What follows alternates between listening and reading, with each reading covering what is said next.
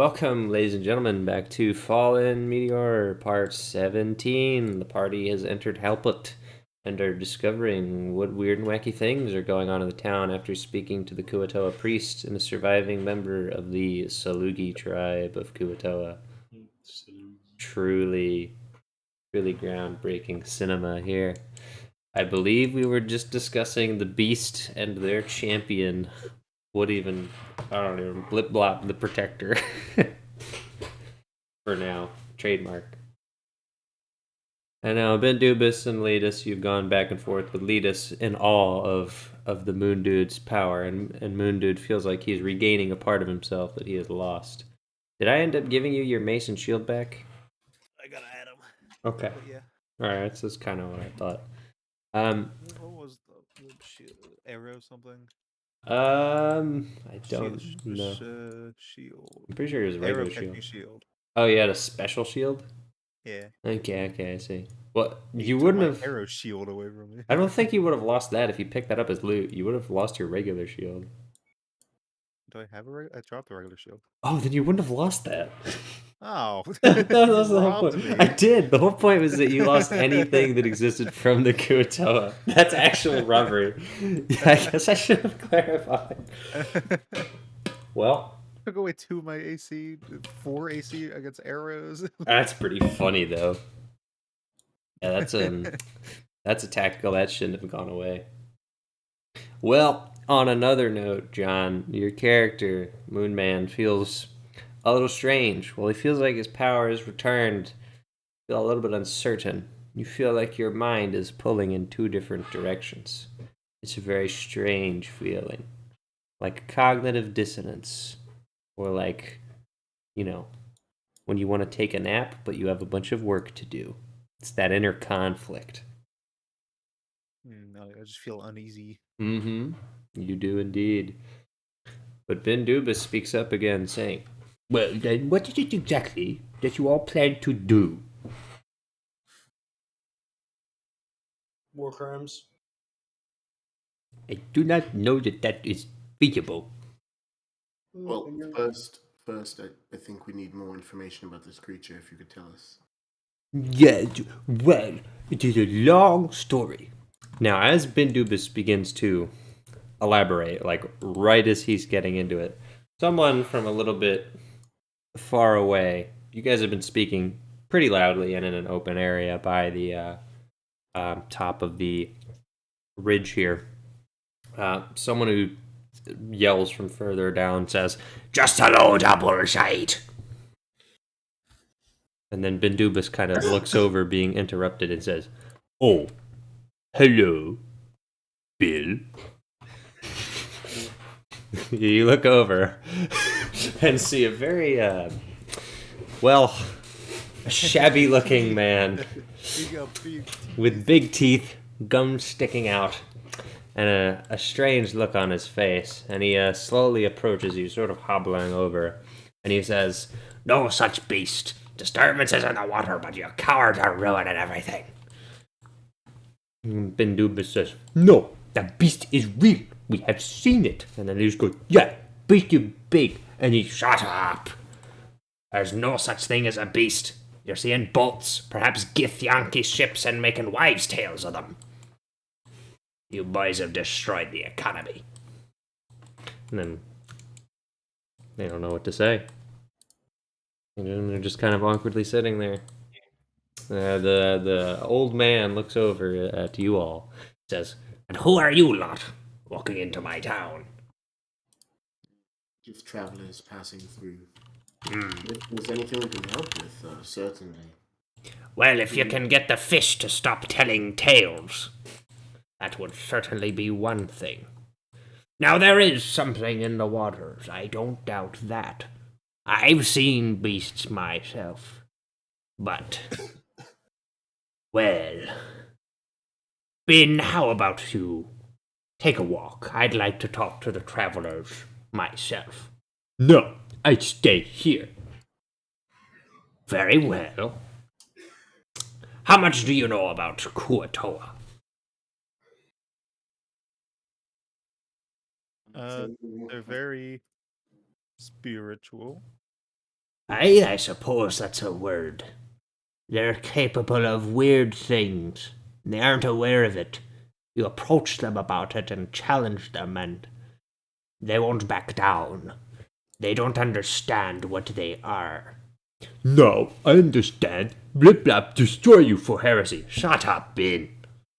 They have no self-awareness, but they're capable of strange things. They don't give themselves the credit for it, but I've seen it. And I imagine that they're doing whatever it is that's causing this ruckus. Now, me other sailors have seen things. Weird things. But, in all likelihood, things that are just a boat. A weird-looking boat, maybe, but nothing to keep us away or stop us from bringing fish into port. But what these boys have been tossing up has caused a complete ruckus. Most of them is left, which we thought would fix the problem. Apparently not. And recently I have heard some of my own men pray tell of some things that they've seen, although their tales are much more believable than the fishers. So if you want to help, perhaps you can get to the bottom of it.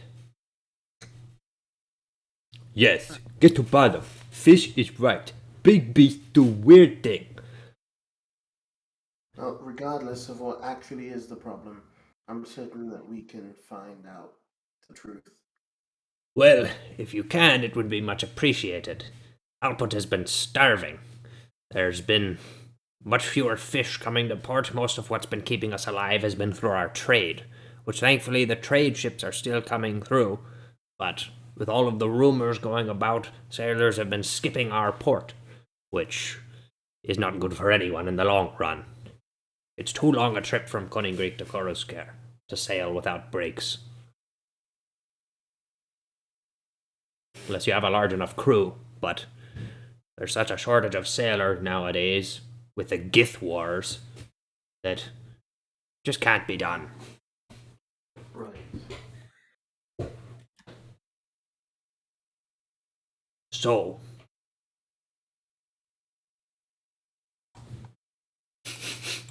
This is the face that greets you. so what's it gonna be? Maybe have a moment to talk it over. Very well.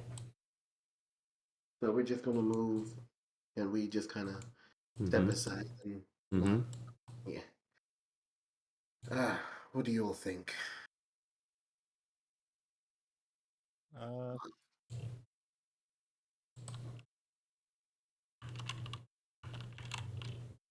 Incredible.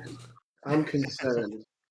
I want to help them simply because I'm afraid of what could happen to you if we don't. I think we should help them too. Well, Crenshaw gets out of the wagon, approaches, and says, What exactly is going on here? We've been asked to help with quite the tricky situation. One that I believe we have to be delicate about because we also don't want to offend the Kuatoa. We need them on our side. Alright.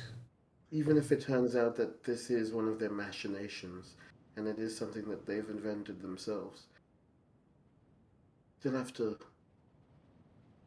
be delicate about it. What is it that you think they've invented? Some sort of sea creature. A beast. Huh.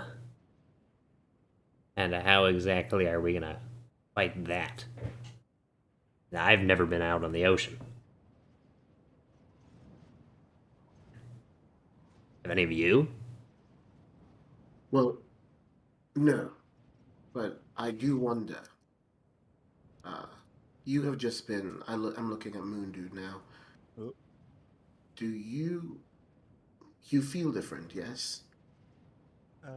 Yes, I do actually. I think their belief in you and what you represent has empowered you, and if they were to believe the same of us, perhaps we might find ourselves capable of greater feats than we think we are capable of.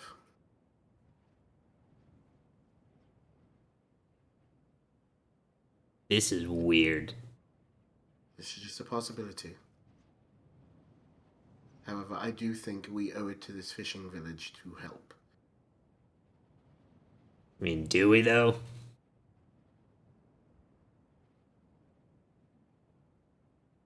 Like We went all this way. these people, it is their livelihood.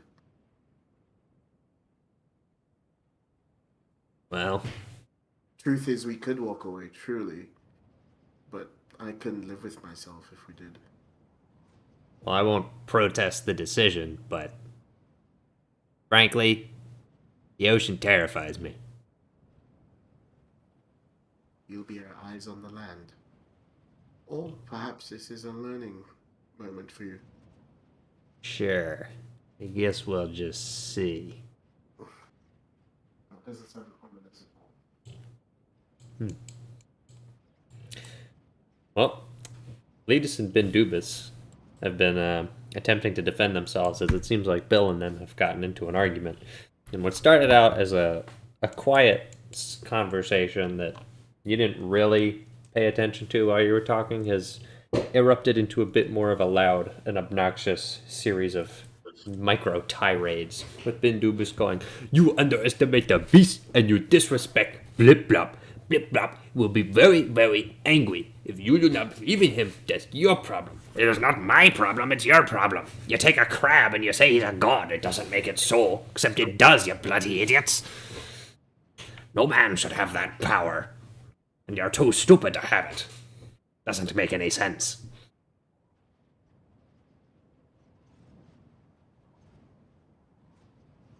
So, I'm just gonna slide over. Hey!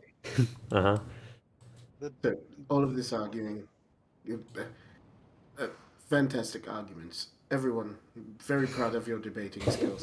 However, I do not think that this is the best use of our time. I agree. Rather, we need more details. We cannot agree to something, to walk into something totally unknown. All we know that it is a beast and it is in the sea. We need more specific details so that we can formulate some sort of idea, or if we even think it is possible. Well, then talk to my sailors on the docks. No, talk to the Baluki. They have seen it. Friends, it is possible for us to speak to them all. Never fear. They both grumble. They're there. Now, you all look very steamed, and I suggest a nice walk for both of you. Aha. So we will talk to your sailors, and I look at Bindubis, and we will talk to the other Kutoa. We will gather all the information, and then we'll make a steamed and a learned decision. Well, my men are at the dock. Balugi spearfish. Don't go into deep waters anymore. Spearfish on coast, further to north. Perfect. All right.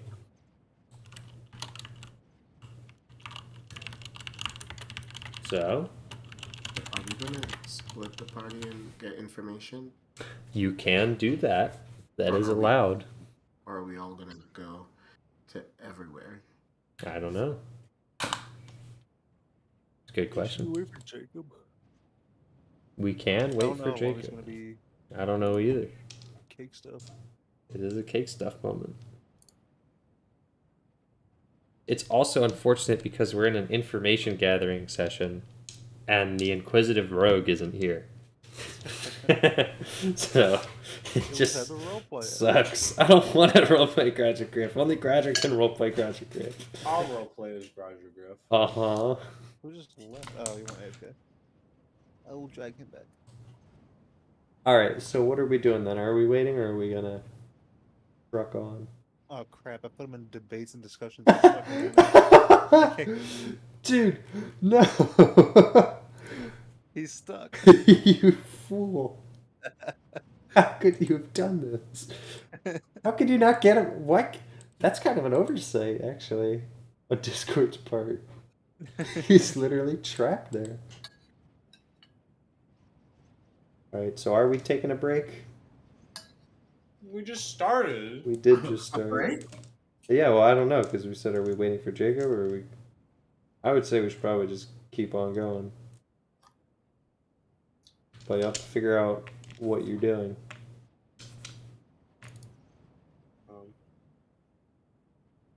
Um, uh, Uh-huh. I don't know. Like, let's split up, man. Mm-hmm. All right, gang, let's split up. I'm trying to do a Scooby Doo joke here. Did Oh, I know what you did. I know what you're doing. Be doo. Okay, other Johns. Alright, gang, let's split up and search for clues. Oh boy. All right. How we splitting up? Well, important thing. How many of the Kuatora will actually speak English? Oh, common. Who are you asking? Is Benduba still nearby? He can be. Okay. Huh? Yes? Bendubas, we may need you or someone to go with us in case we need translation. Or would it be possible that the Kuatora... Oh, Badugi speak common. Salugi not as smart as Badugi, have trouble with common. Don't tell them I said that. That is helpful. We won't tell Linus. Leaders. Leader. And my accent's not quite Well, you want to talk to them first? which of us are going to go talk to the Kuta? Probably Prophet should go. Oh no. I think they will like Prophet. Leaders can take him. I believe the Prophet should go as well. I was about to say that. That just makes sense. Then the Prophet will go and gather the report. You go talk to human?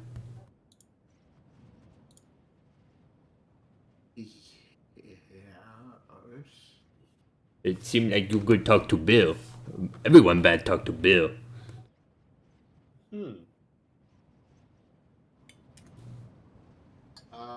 Okay, so who will go with you, Moon Dude? What? Who will go with you to the Kuta? Alright, Kingy. Let's do it. Okay. So that leaves Crenshaw, Dirk, and I to go to talk to the sailors. Very good. This sounds like good plan with no flaws. Perfect. No flaws whatsoever. We will confirm notes at I give a random time. Uh-huh. I think it's like 12 p.m. if my time is to be believed. How far away are the Boduki? They're north along the coast. What exactly that means, I don't know. You just have to travel north along the coast. Probably not that far, but... We'll meet back here. Or is there an inn or something nearby, or some sort of place we can stay, and we can all meet there? And There is a bunkhouse for sailors. That's on the beach. Close to docks. perfect. Let's meet there. Shall I take Moonman to fish? Perfect. Yes. Very well. Follow me, Moonman. And you guys both end up heading to the docks. Essentially, where you're going is traveling off of the main intersection. You're traveling down from the chapel where Bill followed you up back to the main intersection, crossing to the east, heading to the coast, pretty much heading downhill through that S-shaped mountain ridge, like a tube, essentially.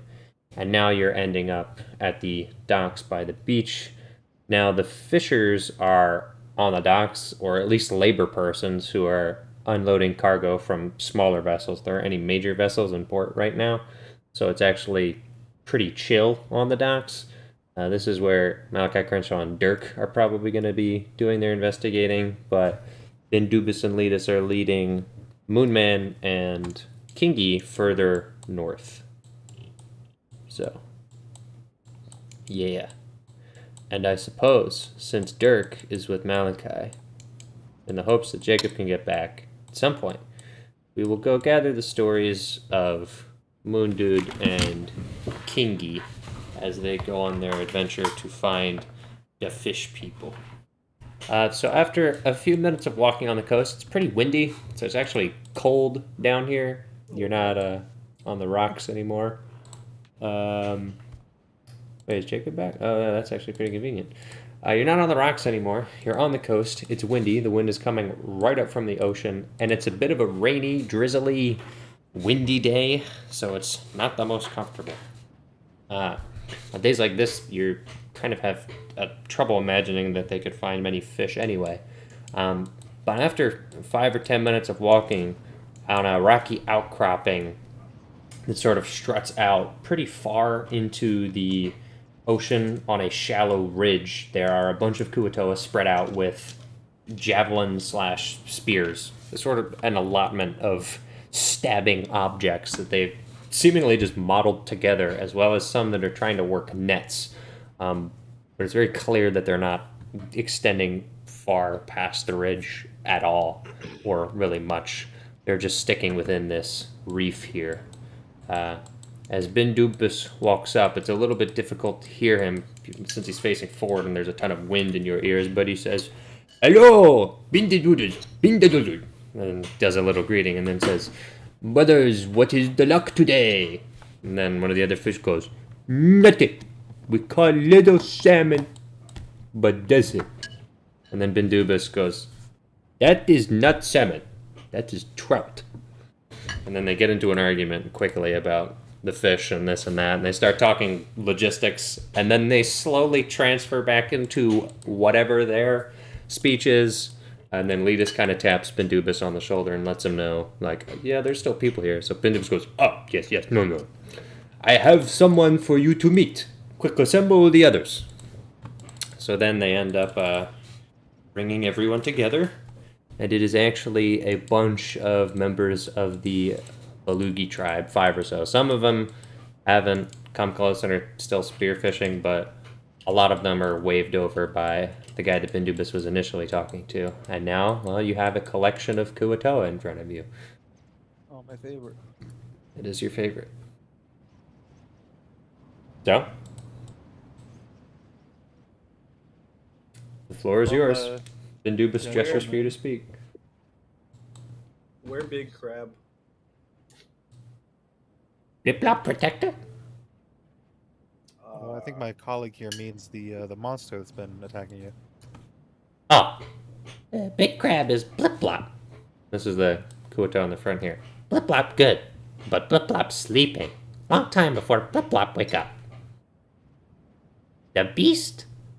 I did not see. Who saw the beast? And then he turns around and looks at the other guys, and then one of the fish raises his hands and steps up and says, "You want to know about the beast? Yes, please. The beast is big. Not the biggest." And he sticks his arms out, but then he sticks them a little bit closer, goes, "Big. The beast move weird. When fish swim, they go up and down, but the beast stays on the surface like dolphin, but it doesn't jump. The beast is weird. It has weird head, big head, and it makes loud noises like roaring of thunder, but it moves in such strange way, very fast for a beast that big. Think the scariest thing is that most of it underwater. I know how big it is, just the head that's out. But that's pretty much all I know." I think that the beast is Flip Flop Protector's enemy, the sea dragon, serpent. But the serpent moves weird in the ocean. It flows with the water in a natural way. It goes against the waves, but it's too strong to stop. So it has big fish serpent muscles and probably big teeth that eat anything that gets in front of it. I haven't seen the teeth, but it's got them probably.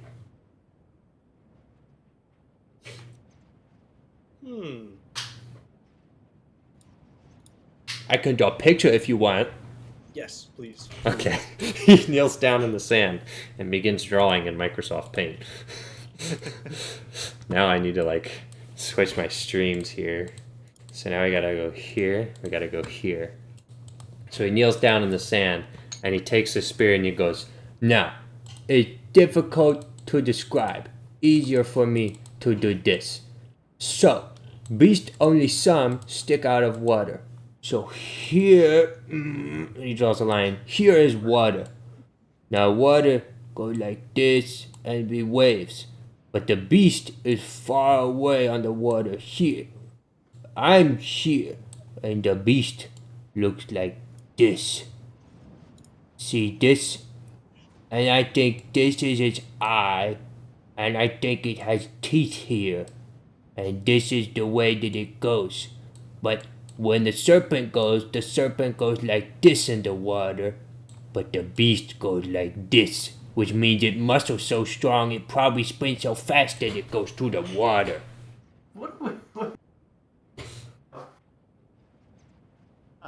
Here. Sorry, that was very late. And what color is the beast? Difficult to tell. I think it's dark. It looked like, kind of like me. And he's a dark gray, scaly thing. So he says, Thing is, beast very shiny. Not sure if it have scale because it wet, but its skin very smooth. Beast doesn't look like it have scale like this. Beast looks shiny. Smooth skin. Like dolphin. What I don't understand, I would think beast have fin here, but doesn't. and he scribbles it out. So me think beast have fin underneath and then big teeth like this for big mouth, like that. And then maybe big tail, or if serpent it had big long then go to tail, like that. That's what I think. Future sure is a mystery to me. Well, one of the others steps up and says, No, that's not what it looked like. That's wrong. and then they go, no, this is beast. No, turn this away. And then he starts scribbling it and goes, no! And then he wipes it away, cleans up the canvas, and says, No, That was such a piece. I tell you what beast look like. He said it like this, and he right, it like this, but it's long. It goes this way, but I think that that's because it's not the same. He says it's serpent, but no, that's stupid. I say that it's big fish, so it has super fin, but it has a bunch of fin. So it does this, and it got the parts, so then it does this, but that's how it keeps stable. So this one's always the head and then the eye here.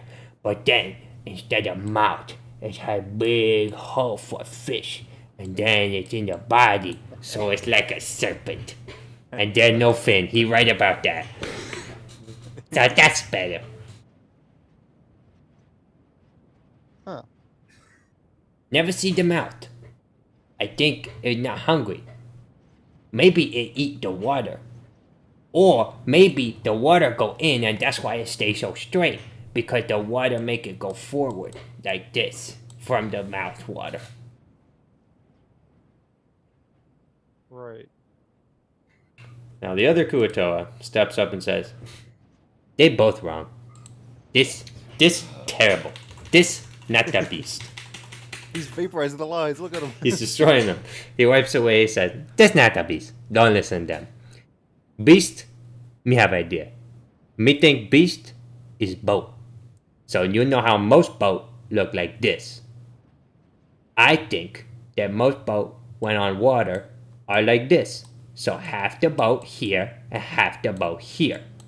And then sometimes they have big thing and sail, but not that. They right. Beast look like this and water here. But beast don't move like fish. It don't go up and down, so it more like boat. So what if it's upside down boat that look like this? And then the boat is dead people because they're cursed. So the cursed people boat is like this, but the sails is upside down because it's cursed. I think that makes more sense. Uh-huh. We just get ourselves into Moon, dude.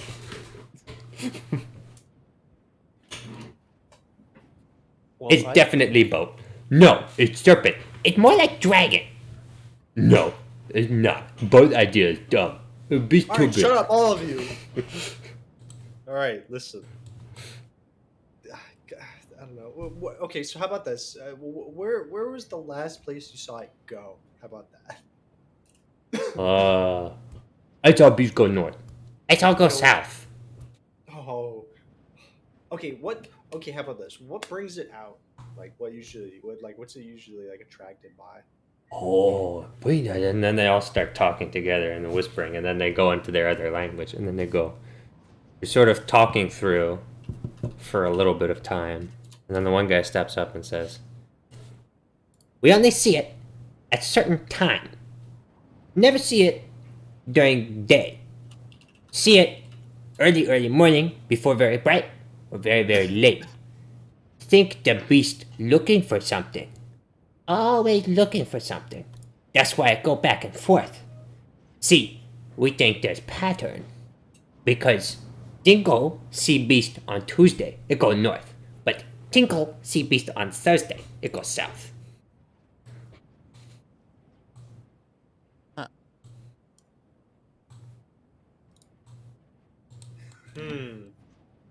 Does it usually show up in the same spot? Sort of. It never come close to coast. It's always deep in the water. But that's where fish is. So usually we go that deep. But when beast is there, can't go deep. Can you show us where it is? Well, don't know where it is. Haven't seen it that long. Problem is, you have to be a little farther out to see it. What day today? It's Tuesday? And then they all kind of look around like, oh yeah. No, Thursday. So if today Thursday, and Bingo see it go, well, you see it go south? Bingo see it go south. No, Tingle see it south. Bingo is north. Bingo see it go north. It goes south today. But don't know where it come from. I think... Who was it that tried to find it? The idiot. Oh, yeah, Dubus. No, he Dubus. Oh, yeah, and then they kind of go, they're trying to figure out, Oh, Sindo. Sindo. Sindo tried to find it. We all say Sindo crazy. Don't know where Sindo is now. I think Sindo left. Very scared. He say, I will find the beast. Sindo talk like that. But he researched, he disappeared for a week, he come back, and he say, the beast roar like thunder. That's where we all say the thunder thing. The beast roar like thunder, and then it didn't open mouth, but it had little mouths on the side, and then said that the thunder came from the little mouths. And then he ran away. Think Sindo is crazy. Yeah. And they're all in agreement. Interesting. Well, I think we should go talk to our friends and see if they can make any sense of what you guys saw. Yeah. Because I don't know what this thing could be. Malakai Kingi. Well, have one last theory. And then the guy with the light voice that first started says, if Sindo say that have mouse, how come I have little mouse? This what I think. If beast here and thunder come out of mouth, it open mouth, but it throws its teeth and then it scream. So it has bunch of mouth, it scream, ah, and then it attack you. Like Banshee. You know Banshee? Mm-hmm. Maybe like that. But that don't sound like thunder. So I don't know what he mean by thunder. Cause thunder deep. But maybe whale then? Anyway, that's the last idea. Well, we'll come back if we need any more information. And thank you very much. Uh-huh. Alright. And that was all the information that the Kuatoa gave you. Which means now, do we get to go back to the human surveying crew? Oh yeah, it's Dirk and Malakai and Crenshaw, the surveyor of humans. What do you call the longshoremen? Right? Those are the dock workers. Got a couple longshoremen. Yeah, they're playing cards on the dock. There's no cargo. There's no ship in port. There's a couple of other guys wandering around. A couple of crates being hauled from smaller fishing vessels. But that's about it. These guys are just playing cards on the dock. Are any of you good at cards? Huh, good. I won all my money from them losing. Well, that's not saying much. They're just terrible. Ah, shut up, Dick. Now, sorry. there's a I question. I was talking to Crenshaw and Dirk. Oh, I see. Well, you should have specified. Because, yeah, then I would have had to pop off.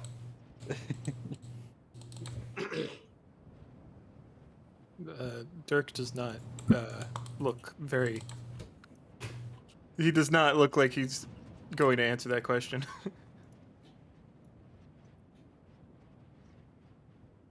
Perhaps we join them for a friendly game and get to talking that way. We could try. So let's do it. May the luck of the god be with us. Alright, now you approach and now I can yell at you. Correct? Sure. Okay, great. The one at the far end looks over and goes, What do you lot want? You got any space for a few more players? Sorry, it's a private game. I take out a single gold piece. roll for persuasion. Can I give him advantage by also taking out a gold piece? Yes. Okay. Oh yeah, where's Meteor? I don't have him pulled up.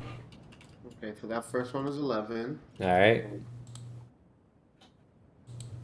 Just so I can see the rolls here. And that one was 8. Alright, an 11. He goes, Is there more? I reach into my satchel and I pulled out yet another gold piece. Well, I suppose we could make a few slots.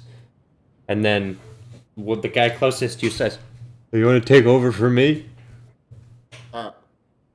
Sure. If you can win me this hand, I'll give you half of the winnings. Perfect. How generous. You're screwed.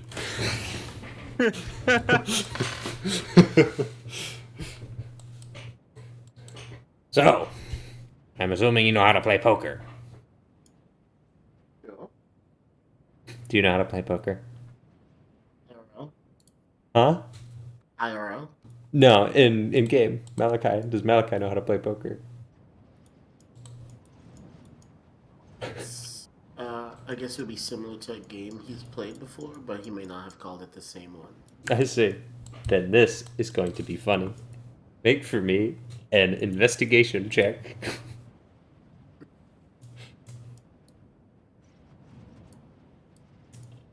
A 3. What did you get? A A 3? Alright. Now, at first, you're like, oh, I know what this is. And then you play a bit more. A couple of turns go by. And unfortunately, it's up to you, and you have no idea what's happening. Now, there's some form of bidding going on. Your hand is in assortment. There are cards face down on the table. But in terms of what they're playing, rummy? I don't know.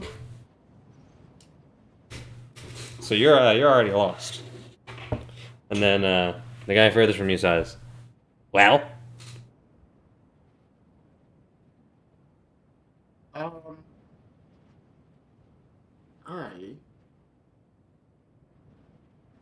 fold. Wait. Hold on.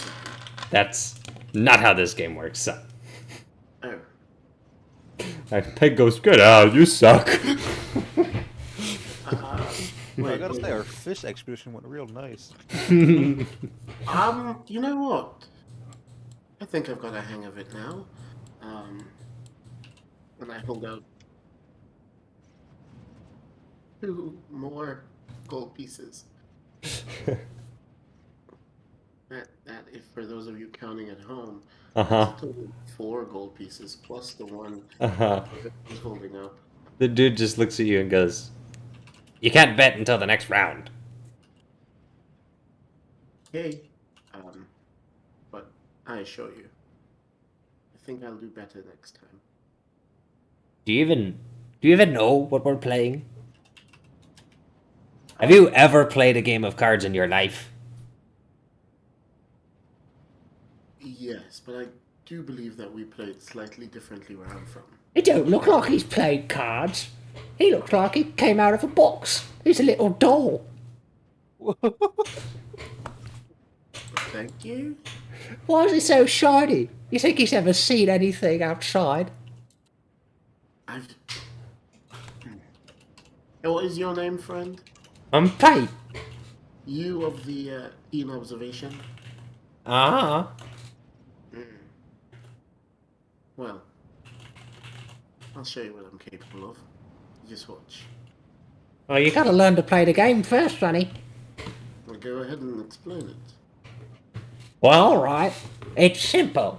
It's called rummy. He then proceeds to explain for about 3 minutes how this game works. It's actually pretty dang simple.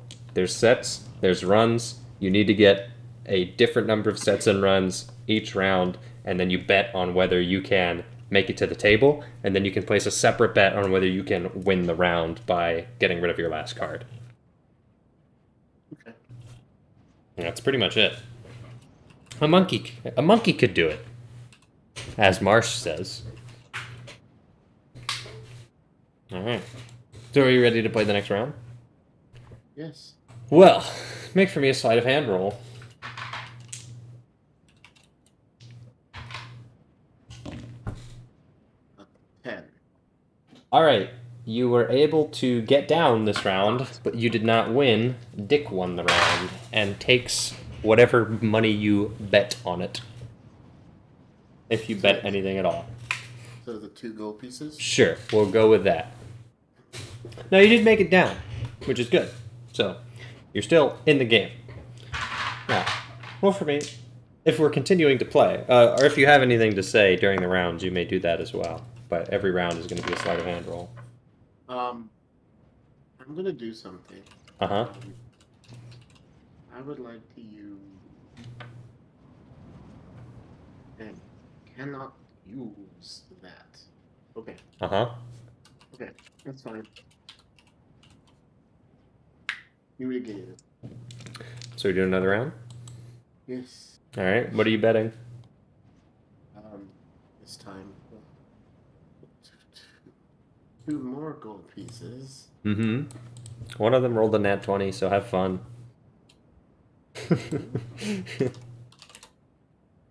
Good luck. So do I do another sleight of hand check? That might not be the best metric, but I don't know what else I would do. That's kind of the problem. I could roll for performance. Yeah, I don't think that's gonna work. It would be either that or like a general intelligence check. And given that it's cards, I feel like sleight of hand is appropriate, so keep rolling sleight of hand. I kind of feel like sleight of hand would be if you're cheating or something. It you know? would be. That's why I don't know. Then should I just make him do a general intelligence roll? I don't know. I don't know. You know what? Here's what we'll do. We'll do the Trevor favorite in this situation. We're gonna make Oh, no. a custom skill, and he's gonna roll for cards. Da-da-da-da, da-da-da-da. Malakai to the year. There's probably rules for this. Oh, he's got to roll for honest work. I forgot he already has a custom skill. I don't know if I can give him another. It's limit one custom skill per customer. Yeah, just make a general intelligence roll. Screw it. That's kind of what this is. Well, beyond the witch light. What is this talking? 10. All right, you're able to make it down again. Dick and Pate get caught and lose a ton of money, and Marsh wins the hand. All right, from this round onward, if you roll less than a 10, you do not make it onto the table and you are eliminated. So, we're gonna go again.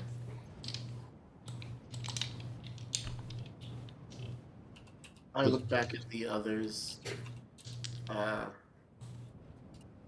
Crenshaw shrugs. It looks like Dirk is still trying to figure out how to play the game, even though he's now watched like 5 rounds of it.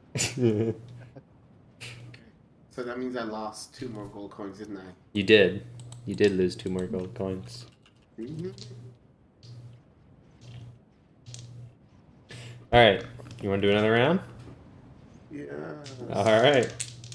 Person who gets caught with the most points in their hand gets eliminated, so don't roll the lowest.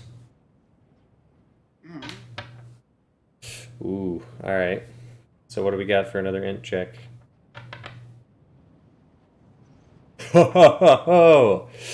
You and Marsh get caught and are not able to go down. Dick wins the round. Pate goes down just barely, which means it's between you and Marsh.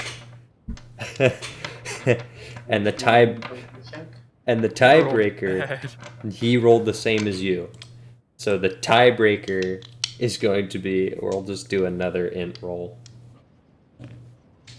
Oh, I think he just won the tiebreaker. Which, oh yes, he definitely did.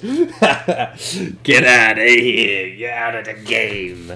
And then Pate says, "Maybe cards just aren't for you, doll." I'm not quite sure I like that name. However, as interesting as this, you all seem to be clever men. Indeed. Yes. And as much as I love handing my money over to you, I actually have a bit of something that I could do to help you. Uh-huh. From what we've heard, my friends and I, it seems there is something unknown lurking about in the waters here. Oh, it's known, all right. The Kuatoa keep rebranding it as a new form of eldritch abomination. But, well, only a couple of us have seen it. Me and Marsh, personally. I still don't believe that it's real. It's real, but it's not as fanciful as the fish make it out to be. It's a boat of some kind, but it's military, clearly, and it's on patrol. Even the Kuatoa, I think, have admitted that. It follows a simple pattern of north and south, and we've tried to map out its route, but every now and again it throws us off. There might even be more than one of them. Now, It's a boat that travels on water, underwater, above water? that's the thing that we can't figure out. It's on the water, but I think most of it is submerged. That's how I'm not understanding it. You see, most boats I've seen, the bow and the stern, you know, maybe half of the boat will be underwater, but you can see the curvature, you can see the craftsmanship, and you can pretty much identify the make and model for the most part. I've seen elven ships on rare occasion, beautiful sleek vessels. I've seen Gith ships quite a few times, rough, very barren, and not as large. They don't have the same production that the major shipbuilders down here do. And then your standard trade ships are bulky, big, wide. But they all have a very similar profile. You know, your standard bow and stern. Now, this thing is, well, it's, the front is the same as the back. And it's small. But there's no way that what's above the water is all that there is. Most of the boat has to be under the water. But I haven't seen anything like that from anyone. It's not Elven. It's not Gith. They're not that smart.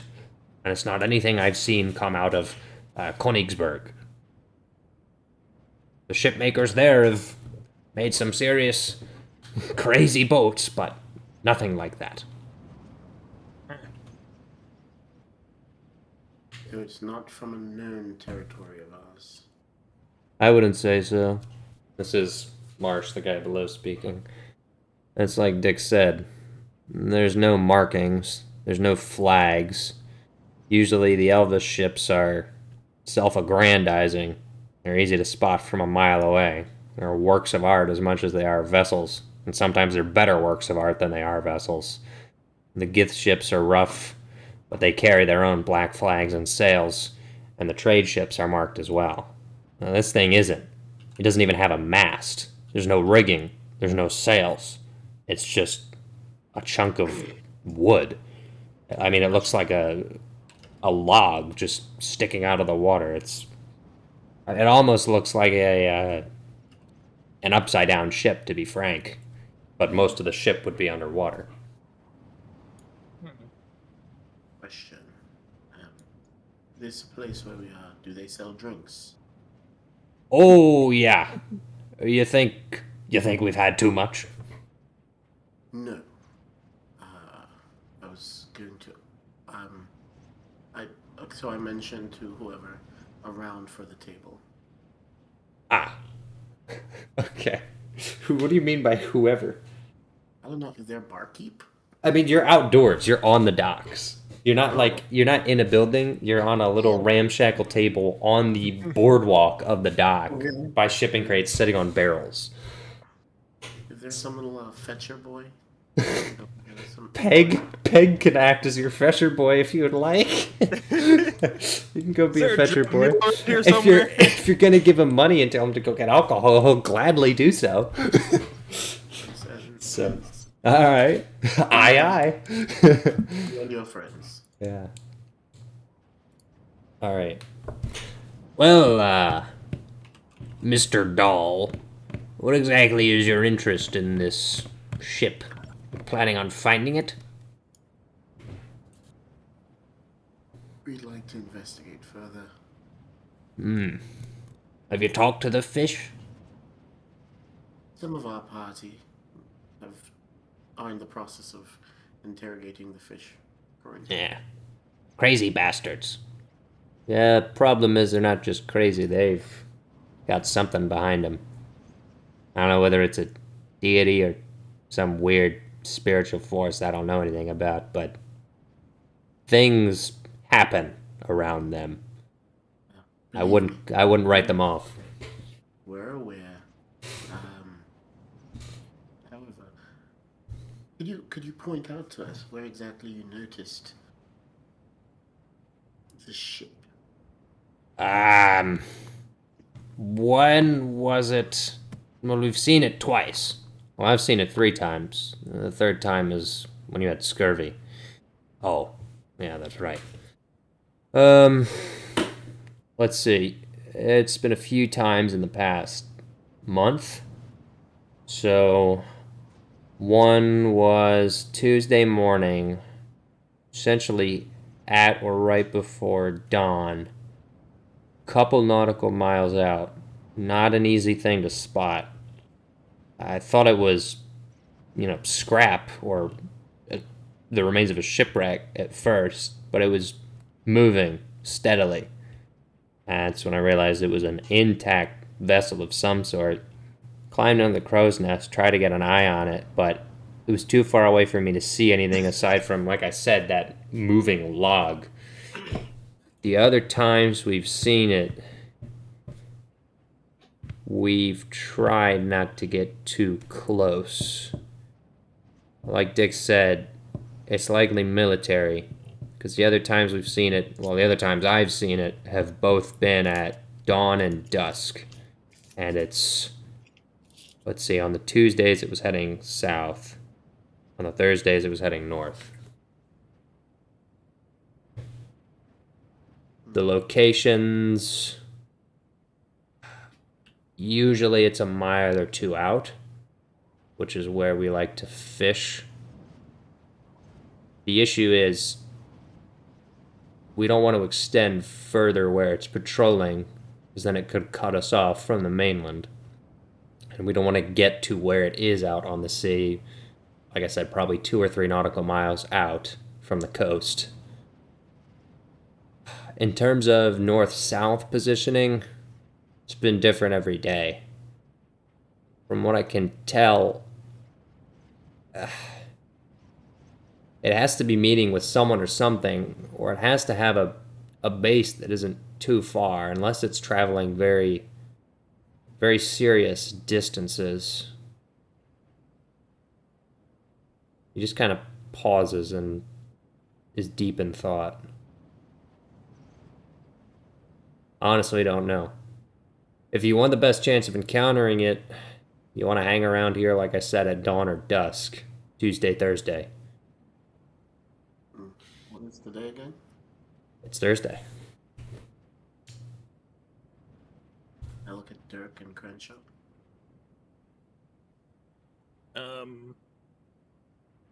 What was the shallowest water that you ever saw the ship in? Probably about half a mile from the coast. That wasn't me, though. That was the fish. Well, I'm asking, like, how could we put like an absolute maximum on how much could have been under the water? Like, could you have fit a whole ship underwater there, or would it have been like?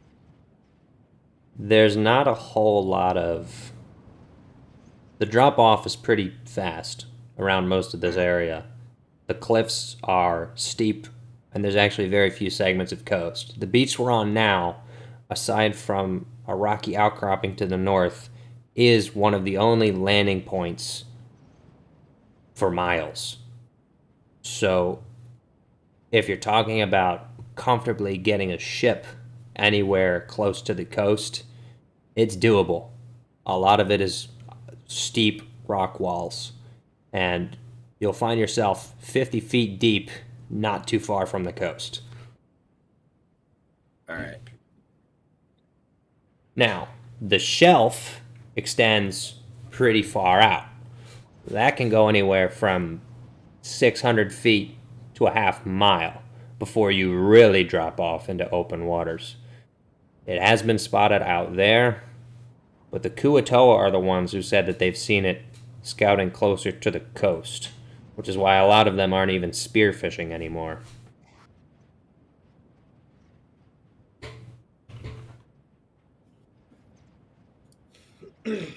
As for us, we've just tried to make a schedule to go at times when we are unlikely to encounter it. That has cut into our productivity by 30-40%.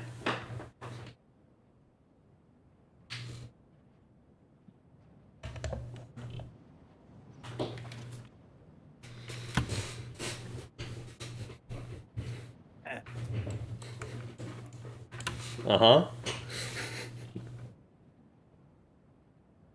So,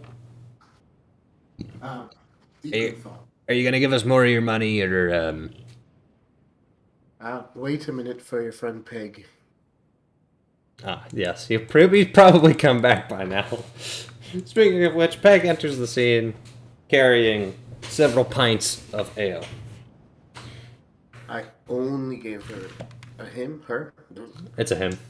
I only gave him a silver piece. So Great. That's like... that's not much. How much even? I think alcohol is like expensive, though. Several metaphorical pints of ale, only one actual one. Yeah, that's right. I gotta go to inventory here. there is description. Alcohol, beer, pint. Come on, give me Try something. flagon? What? I have no idea. I don't know. I don't care. The economy is in shambles. Ale is here. That's all that matters. All right. Well, several of the crew are drinking. Marsh is abstaining. You're not drinking, friend. I don't drink. That's why he's not one of us. Ain't that right, Marsh? Where are Not you a from? real man. Oh, me or Marsh? Where are you from, Marsh? Not here. I grew up in Königsberg, but didn't want to stay there. I helped my dad with his shipbuilding business, and then eventually I planned on sailing my own ship, but I don't exactly have the vision or commanding presence for that, so here I am.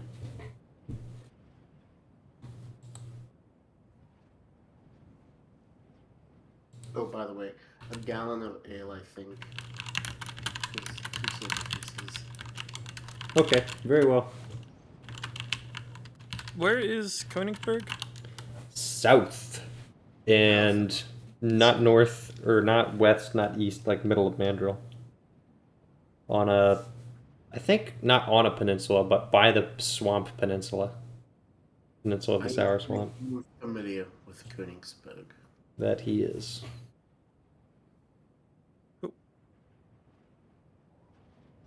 Basically immediately south of Blue Sign. Ah, So. Oh, I couldn't remember if it was the thing at the city at the south of the peninsula. Also That's starts with a K? that's Kuning Greek. Yep. Ah, there you go. Well, you all have been extremely helpful. And Marsh, I suggest you don't give up. Well, if you need someone who knows what they're doing on a boat, I have a lot of working knowledge. And I've seen the thing before. If you're actually going to do something about it, then now's the time. Tonight it'll probably be heading north. Fantastic. We will be in touch. All right. And as we're leaving, I look at which one is the one who kept calling me doll? Pate? Is he drinking? Yeah. I'm gonna use mage hand covertly. Covert mage hand? Well, that's a tactical sleight of hand roll. All I'm gonna right. cast Mage Hand. What does it use? Well, I'll try to do it like a sleight of hand or something. You basically have to sleight of hand with the mage hand so that it's not super obvious that it's there or that. I like try to pull on the back of his collar while he's drinking. Oh yeah.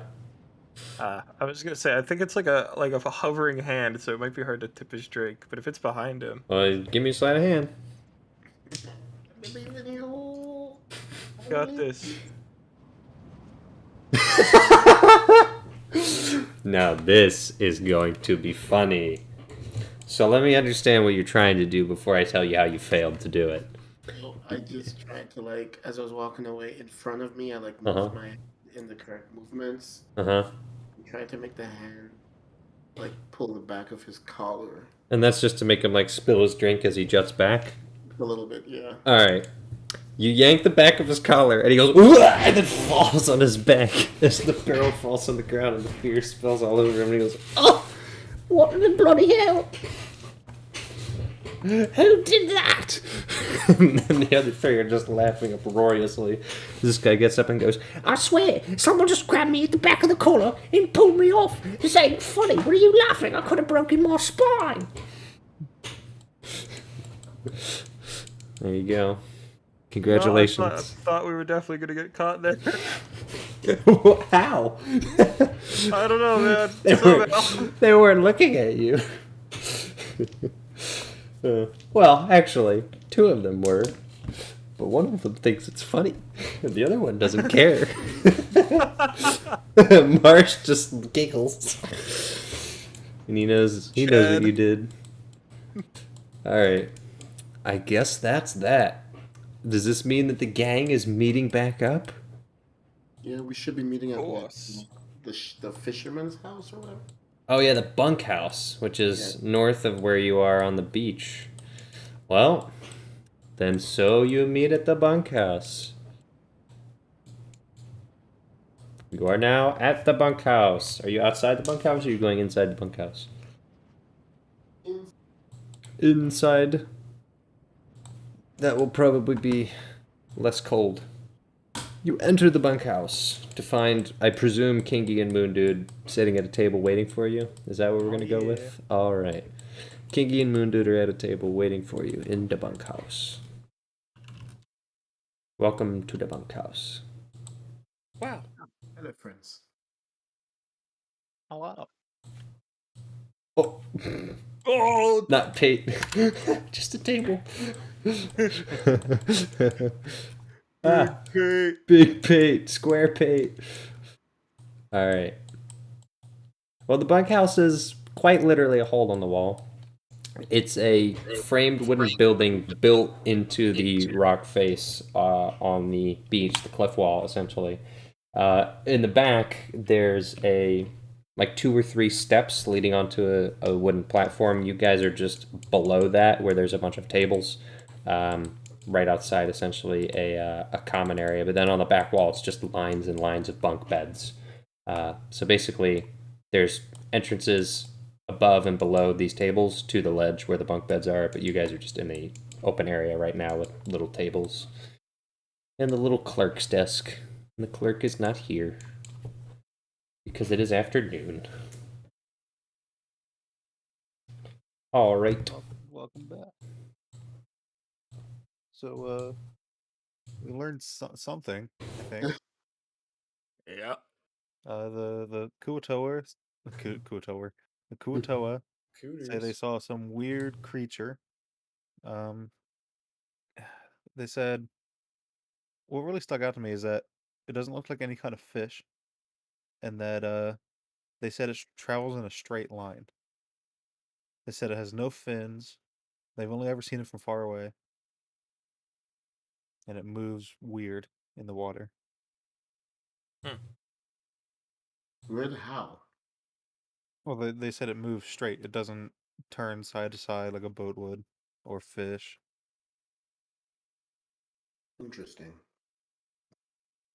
That sounds slightly similar to what we heard, except it was definitely some sort of upside down boat that they think it seemed like.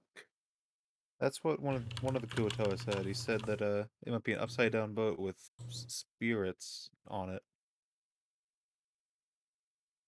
It's Yeah. Yeah, they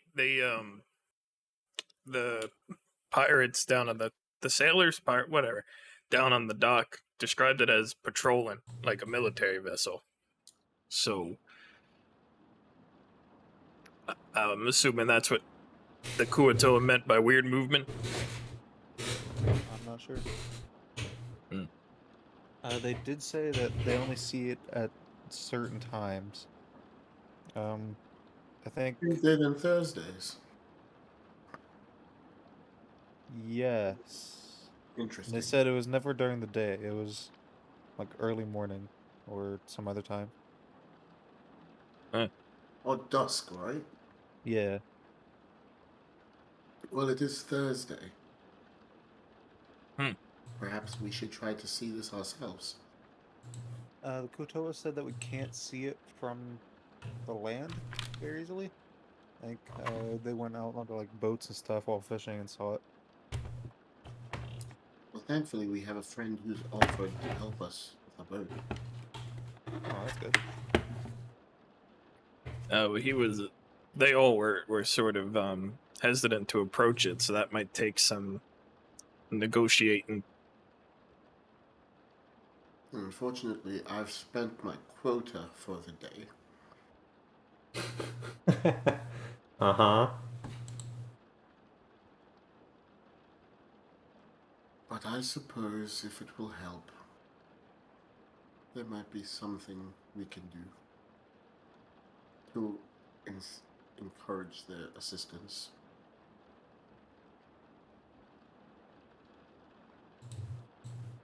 All right. I need to take a couple of notes because things are going to be wacky. Oh boy. Wait. Okay.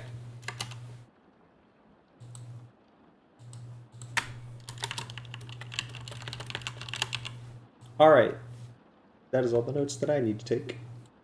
Now, it is around 2 p.m., and clearly by the sounds of rain hitting the roof, it has begun raining outside. So, not exactly the most lovely day. It's cold. It's not super well ventilated in here. It's a little creaky, old little cabin. It's a little chilly in here. At least by the entrance, where the door has a fairly large crack under it, with cold air rushing in from the coast. But it is probably better than being stuck outside in the rain, so you at least have a safe place for now. Not before too long, a man in a coat runs through the door, steps in, closes it behind him quickly, then goes, "Ah, are you staying here?" For the time being, "Ah, are you renting a bed?" as in a singular bed. "Well, or beds, yeah." Okay. Uh, do you all foresee us staying here longer than just tonight? I think he's saying he wants us to pay him. No, you can stay here to stay out of the rain, but if you're staying the night or want to sleep, you'll have to pay. If it does get busy in here, though, customers get the tables first. All right. Alright. Do you all foresee us staying here for the night? If we're gonna try to see that not boat thing, then probably. The UFB unidentified floating boat. UFB. How much is it for a night? Per bed, it's half a silver each. Ah, that's fine. Silver each. Half a silver, yeah. Okay. So 2 beds is 1 gold. I mean, silver. Huh? I mean, yeah. Well, yeah. Well, which is it? It's silver. That's my bad. One must be very careful when talking about money, Mr. Clerk. What is Yeah. your name? Uh, just call me Clerk. My name's Clark, but everyone calls me Clerk because I'm the clerk. So they just kind of blend it together. Yes, I can see how that would happen. Do you like that name, or is it more of like a mean nickname that you just kind of go by now? I think it kind of started as that, but I don't really care anymore. It's close enough to my actual name that it's kind of whatever. All right, fair enough. Also makes it really easy for new people.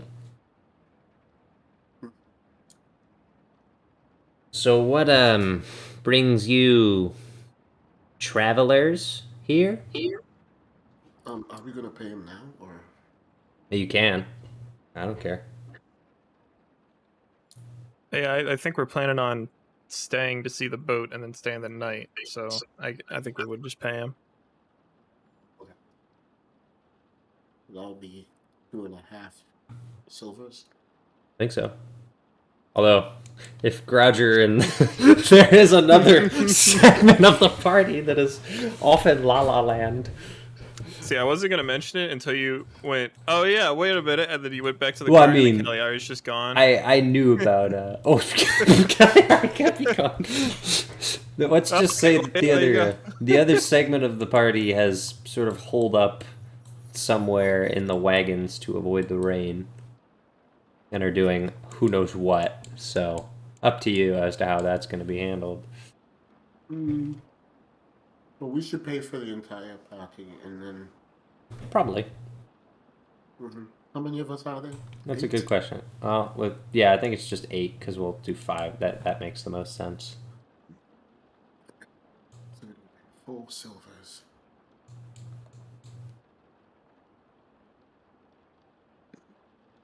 So we're going to pay 4 silvers.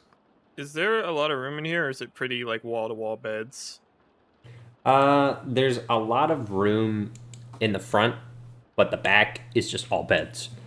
So I kind of wish I could like draw it. In fact, I might open up MS Paint to just show you what's in my head, because sometimes that's just the easiest way to do this.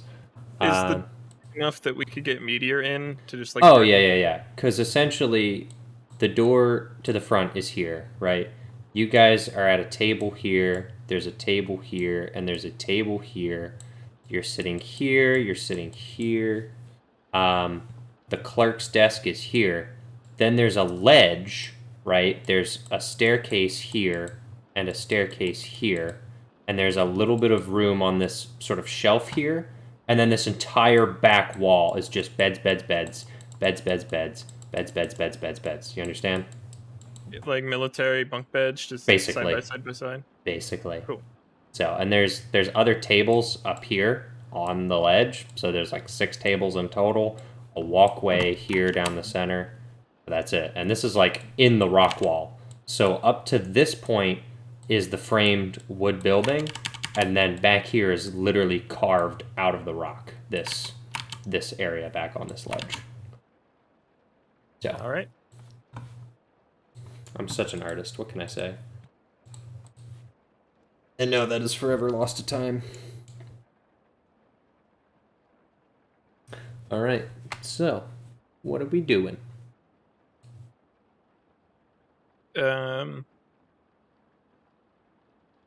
I guess Dirk is probably thinking about getting Meteor inside the building right now, so he's gonna suddenly remember that there's a half a party out there. Yeah. Hey, should we go tell the others that we're staying the night here and they can come hang out here? Might be a good idea. All right. Well, is Dirk gonna go find the others by himself? Out in the I rain? guess so, yeah. All right. Well, Dirk now gets to venture out into the rain, which means now we go from muffled rain to rain. Have fun. All of the dirt will get cleaned off. I was about to say we're about to see the cleanest Dirk That is exactly what's ever gonna seen happen. by man. So Dirk begins walking, making which his one way was- back to the town square. By the way, which one did we pay? Yeah. Okay. From whose inventory did it come? I don't know. Dirk could have paid. That's He has y'all. 8 silver, There you go. because he split a gold, so All right. works out. Well, you find the horses and the wagons parked near the central square. You don't see anyone at first. Laserbeak is tied up close to the other horses. It looks like Meteor's just wedged between them. Hey, big guy. Oh, where everyone go? Yeah, well, we rented some beds down. There's a little like building built into the rock wall down there. I'm pretty sure you could fit through the door, so you could just go in there and like post up in a corner or something. Okay, but we have small problem. So, Grouger writing in his notebook, and he said I should not disturb him because it's important. And Dweeby Weeby in the other one, and he drinking. And I think when he drinks, it makes him go loopy. And Caviar is gone. What? Hey, let me just he rolled a nat 1 intelligence check. Who's that? The witch. They say I don't know what that word means, but that's who they say it is. She's like a horse but a lady. Did that make sense? Let me roll another intelligence check. It's an 11. Yeah, that's. Oh, okay. She seemed capable to you. No, she seemed like had a big problem. When I fell from the ceiling, it hurt my head, and I think that's what her head is like the same as my head when I fell. Oh. Yeah. Do I see any footsteps? I didn't even plan for this. I don't know where she went. Well, it's rainy. If you'd like to make an investigation check, you can try. She's off buying drugs, probably. 17. The rain has made it very difficult to see much of anything. The issue is that if there were footprints, they have been dissolved completely by the rain as it is downpouring. The ground isn't completely soaked. It hasn't flooded yet, so you're looking around the wagon. You're seeing both of the wagons parked. Roger clearly maneuvered them in this sort of back alley, trying to get them out of the rain. And Dweeby Weeby's in the wagon, like, asleep. Dog's in the other wagon with Roger, who's taking notes. You see a set of footprints exiting Dweeby Weeby's wagon, but either Are they footprints or are they hoof prints? They're footprints. Got it. So you're guessing this was probably just Roger, like, maneuvering Laserbeak or something else? There are hoof prints, but they're horses' hoof prints. Well, Yeah. you think they're horses' hoof prints. There's hoof prints all over the place. That's the problem. And the area right behind where you're at is grass. The actual alley is only partially dirt. So seeing footprints is very difficult. You haven't been able to find anything going off in a certain direction at all. It's just too difficult combined with the weather and the amount of foot traffic that's been here. He's just gonna go back to Meteor and say, look, I don't. I mean, I can't figure out where she went. So how about we just we go meet up with the rest and we try to come up with a plan to deal with this. You think she in trouble? Put the horses. I mean, I don't know, man. I barely know I mean, she woke up, she was acting weird, I just ignored it. I mean, I wasn't, I don't know. I never met her before, so. Yeah, she kills people. Yeah, I mean, I'm not too worried. I heard she, like, killed a guy, so. Yeah, I think I remember when there was a big argument about that. We almost went to jail or something. Or we was going to break a jail. I don't remember. Lots of weird things happen. I've done a few jailbreaks in my day. I mean, that's fine, whatever. So yeah, how about we go meet up with the others and we can figure out what's going on. Should I tell Roger? He said I should talk to him. I think he'll get mad if I try to. That's probably fine. Yeah, you could probably just knock and be like, hey, we got a room for the night, so we can go inside. Can you talk to him instead? All right. I go when I knock on the carriage door. Roger goes, uh-huh. Hey, we got like rooms for that. We got like beds for the night. Not rooms, they're beds. They're like bunk beds. In a rock wall down by the water. Good to know. Somebody say rock. He pops his head out the wagon. Rock and stone. We got like it's raining, so I figured you guys might want to get out of the rain. And then the lady is gone or something. Meteor said she just like left, so I was trying to get us to go there, but Meteor didn't want to talk to Roger. Then I tried to talk to Roger, and he just said okay. So I don't know. I'm busy. You guys can do whatever. All right, I guess we'll do whatever. I guess so. You said there was a rock wall? Yeah, it's like dug into the wall, sorta. I'm gonna go explore. Explore like where he's gonna take you, or on your own. I have no idea. Okay. Would you like to go on your own adventure? We're just gonna start walking back. So Okay. if you're gonna follow him, you can follow him. If you're gonna explore, then You can follow Dirk, or you can explore. Where is Dirk headed? Dirk is headed to a coastal place. I can just pull up. I will pull up the MS Paint map, and then I will show you where Dirk is headed. do it. Yeah, that's brilliant. Thank you. Yeah, I'm the greatest guy. Apologies for the late arrival. Yeah, I don't. You can do whatever you want. You got here before Nick, so. Yeah, we have enough people. We have enough people that are here regularly enough that it doesn't matter if you're late. Nick is here 2 hours late.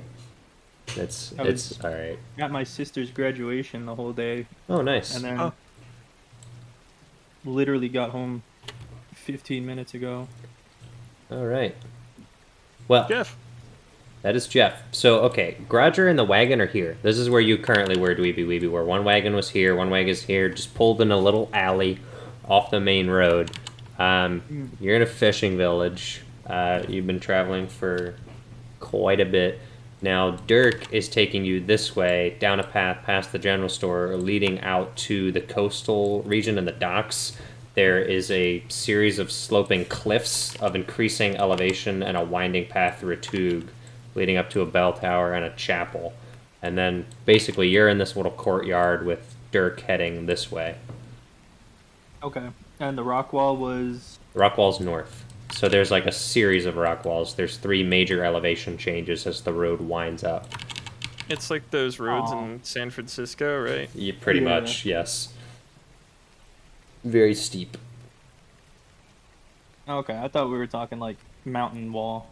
I mean, almost. Like, this thing is, 30, 40 feet tall, 40, 50 feet tall, 40, 50 feet tall. So the slopes on these roads are like 30, 45 degree slopes. Like, not something you can take a horse and carriage up. So, what would you like to do? I guess I'd look at them. Well, the rocks are rocky. They're very shiny because it is raining. It is raining very heavily. The rocks are cliff-like. You can tell because of the way that they are. They're also clearly very old and weathered. You imagine, as a dwarf, you're very familiar with rocks. These rocks have been beaten, which makes sense. They're on the coast. They've seen a lot of action. So, it's clear. Do they have the waves? The ocean waves that go into the rocks. You can sometimes see the not waves. on this side. On this side, it looks like it's weathered or that it's been altered to make a path, but it doesn't look completely wave beaten. Further down this way is where there's evidence of that. Okay. Good. Mm-hmm. Well, Dirk and Meteor are like down here. That's fine. Can I roll for like perception and see if I can find anything shiny in the cliff face? Oh yeah, of course. Perception. Oh. Yeah, we're definitely going for perception here. I got a 15. Now you're looking for things that are shiny. There's nothing metallic like, oop, ignore that, that's not a real person. Never mind, you can't see it because I'm in MS Paint. That's just so funny for the stream. You don't see anything metallic. What you do see is a bird's nest about, 30 feet up the cliff wall above the building here. It's a fairly large bird's nest. Okay. So, because I'm an excellent rock person, rather than going, top to bottom like a safe and smart individual, I'm just gonna climb up and see what's in it because Oh yeah. I love eggs. In the even rain though as I've well. Never seen one. All right. Well, let me tell you, it is time for you to make either an athletics or an acrobatics check. Do you have any rock climbing gear on you? I have rope. That's not rock climbing gear. You would need like Yeah. pythons or a hammer for anything to be considered rock climbing gear. Now you may not need it. Do But- 3 axes count as a hammer? Nope. That's a shame. No, you don't have rock climbing gear. All right, we'll go with athletics then. All I right. got a 23. Okay, this man is a Chad. You see the large nest. You have the hope of eggs in your brain. Now, whether this is a normal sized bird or a mythical sized bird, you do not know. The nest is big. The nest is big. You begin climbing in the rain. Now, a normal man, a man frail of heart and weak in hand strength, would not be able to surmount a challenge such as this. This is 30 feet of a sheer rock wall, and it's wet. But you are no man. You are a dwarf. Rocks are I your live in the home. ground. You live in the ground. The rocks are your cradle. And so, like a baby playing in the sand pits, you climb the wall effortlessly, from one leaping bound to another, finding platforms that no mere man could find, with dwarven vision, with precision, and with muscle control that is not to be taken lightly. And after a brisk, speedy, and wholly impressive climb to the top, you are greeted with the sight of absolutely massive, massive eggs. Oh, Clear, crystal white eggs, larger than that of an ostrich. Big eggs. oh, those are pretty big. They're pretty big. Hmm.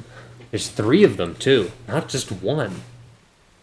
All right, now while I'm up here, Uh-huh. can I just slam them all in my bag as softly and gently and safely as possible? Oh, yeah, of course. Make for me a sleight of hand to carefully care for the eggs. Fuck. And make a stealth roll as well. Oh no. Don't wake the body.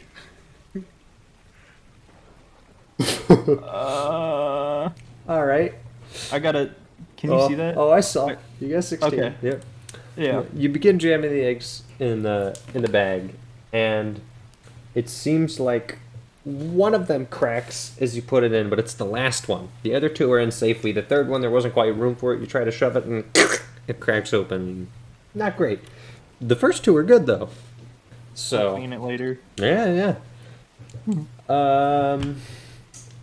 Now what?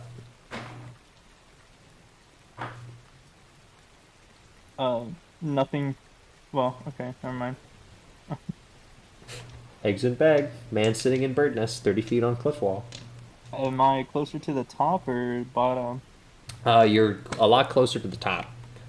It's only about Climb another over. 10 or 15 feet. Oh yeah, you can easily do that. And now you are on the first ledge in the, walking past the rocks onto the grass here. And then I'll Little just man. trudge my way back down to where everybody else is, you know. Jumps from the- down, lands with the directly path. on bag. Yep. All right. Well, you. Just throw the bag over the cliff and pick it up when I'm down there. All right. Well, you begin trudging your way back down, remembering the path that Dirk and Meteor took. Now, they are gone. You know they followed this path. But now at this point, you get to essentially the docks. It's still raining. There's a couple of men out that are appearing to be scrambling to either load remaining cargo or to get into shelter somewhere. There is a large building carved into the wall here, 2 fishing huts, as well as a massive open pier that is cleared of most anything. Yeah. Uh-huh. So where are you gonna go, little man? Are the is Meteor and Dirk in like line of sight? Nope. He did describe the building dug into the rock wall. He did. Okay. Whether Dweeby Weeby grasped that or not is up to you. Yeah. Well, since I'm an excellent deduction or artist, I guess Uh-huh. I'm gonna see the left and say, well, that goes down, and it's probably not there, so I'm gonna head upwards. And so he heads upwards, walking across my- the beach. God, I guessed. Yeah. Well, there is a You building. definitely zoomed out enough for me to see it, and I did not see it. Well, there's a building carved into the rock wall. Good. And it's labeled bunkhouse. And you begin walking into the door. The door opens, and the rest of the party is greeted with the face of Dweeby Weeby. Now, Meteor and Dirk are already here, and Dweeby Weeby now enters the building and closes the door behind him.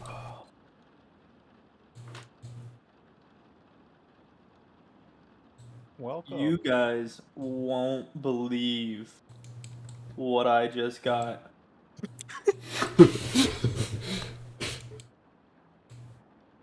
Uh-huh. Oh, yeah, you guys want to see? Sure. I'm gonna take out the top egg, the one that's like shattered Yeah. and like spilling its guts on the ground. And Yeah. I'm just gonna look at it. It wasn't like this when I found it, but I got two more. Nice. I'm gonna hold the cracked one in one arm and pull out a good one in the other. All right. You're holding a broken egg under your arm. Yeah, he's trying. This is what I got. Now, This is where you can really see my -3 charisma popping. -2, buddy. No.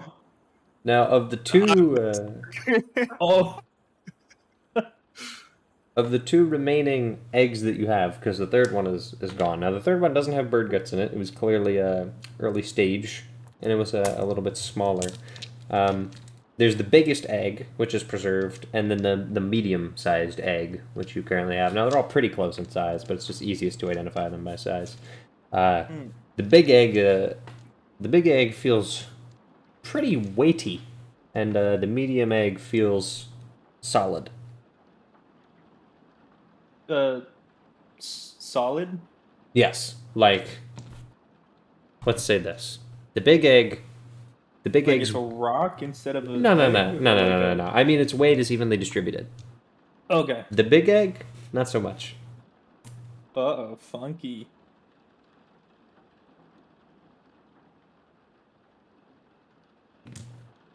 Yeah. Would you like to make an animal handling check? Sure. Oh, I got a +2 to this? How? You do. A I got a 15. 15. You are 90% sure that the big egg is close to maturity. The medium egg is not. It's very, very young. And therefore Interesting. edible. The So you old guys wanna egg eat? is probably close to hatching.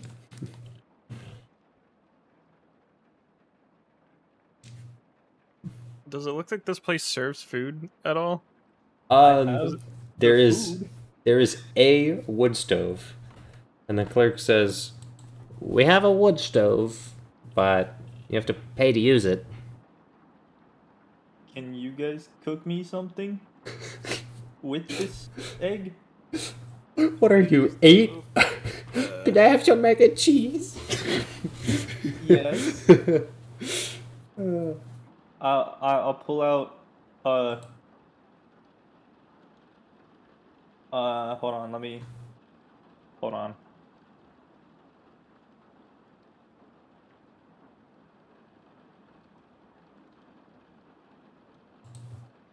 Uh-huh. That's a good question. I don't know if you have any. Dude, you're broke. You did, and it's still there. Fuck!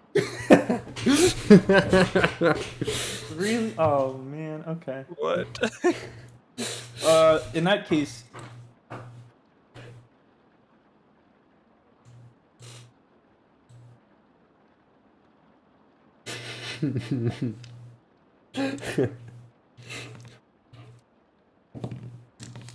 Here's a little secret for you guys.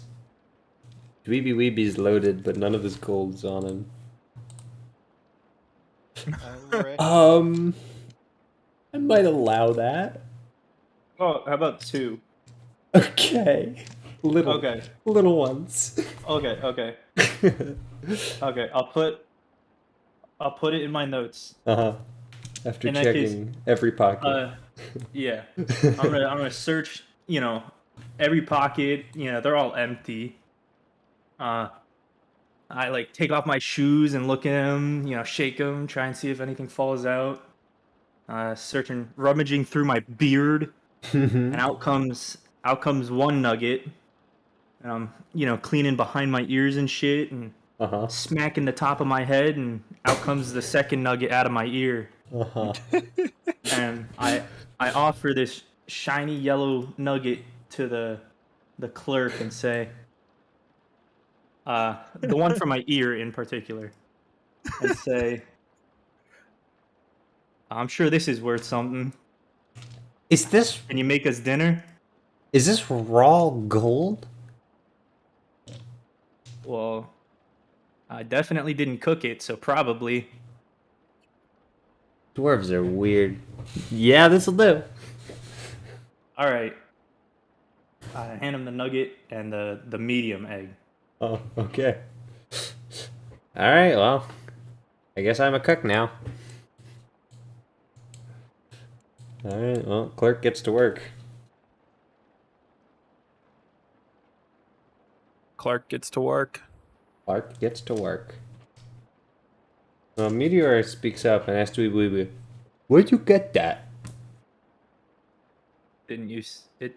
My beard and ear No, the big round thing. outside. Well, outside. I didn't see any. On the rock, there Oh. was wood. In the wood was this. That goes inside of wood? Yes. That's weird. I didn't know about that. Could it be in this wood? Probably not. Oh. But what is it? Food. Oh, I don't care about food. I know, big guy.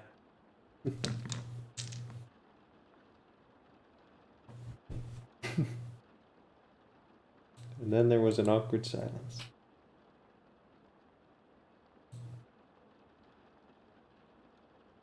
Dirk is actually clean for the first time Yeah. since you've met him. Whoa.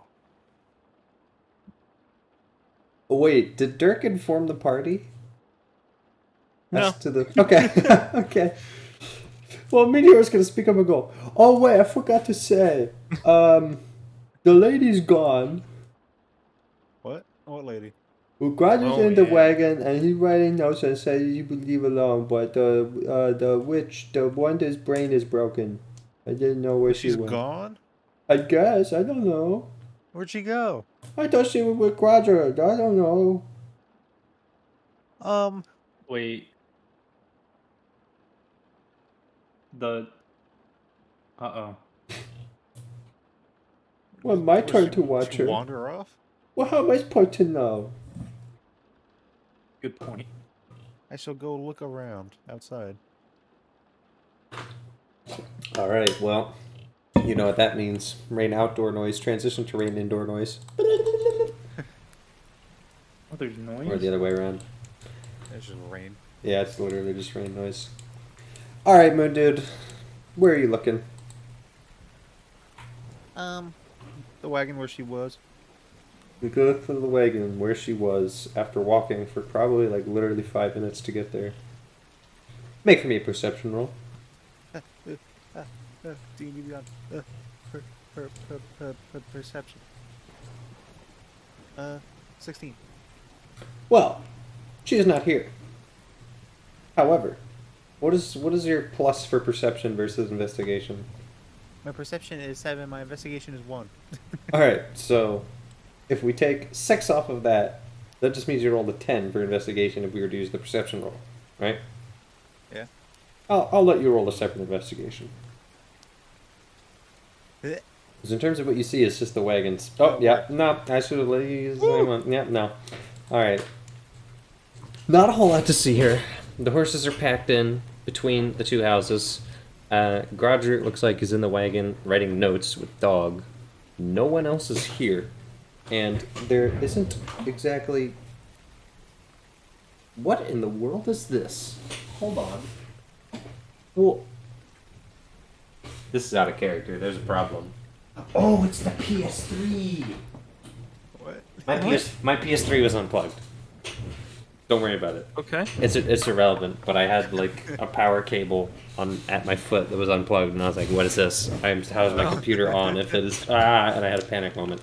All right, anyway, yeah, there isn't really anything to see, and the ground is all muddy and wet now that it's been raining pretty intensely for a while. So, what do you want to do? I'm gonna yell out, Cagliari! Roll for yell. You don't have to do that. I'm rolling for yell. Yeah, you don't have to do that, but it would be funny. I got a 21 in animal handling. 21 in animal handling. Whoa! Whoa! There's no response. Oh.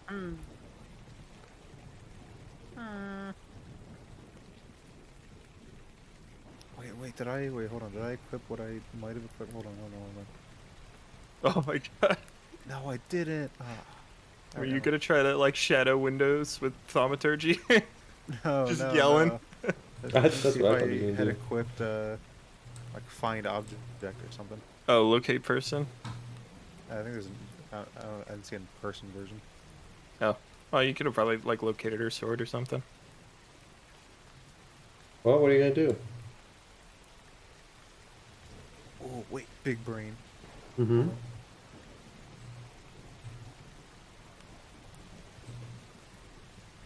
I don't know if it'll work. So I forget if she counts as this. I'm going to cast Detect Good and Evil. All right. Yeah, it's a good point. What is the range on that? 30 feet.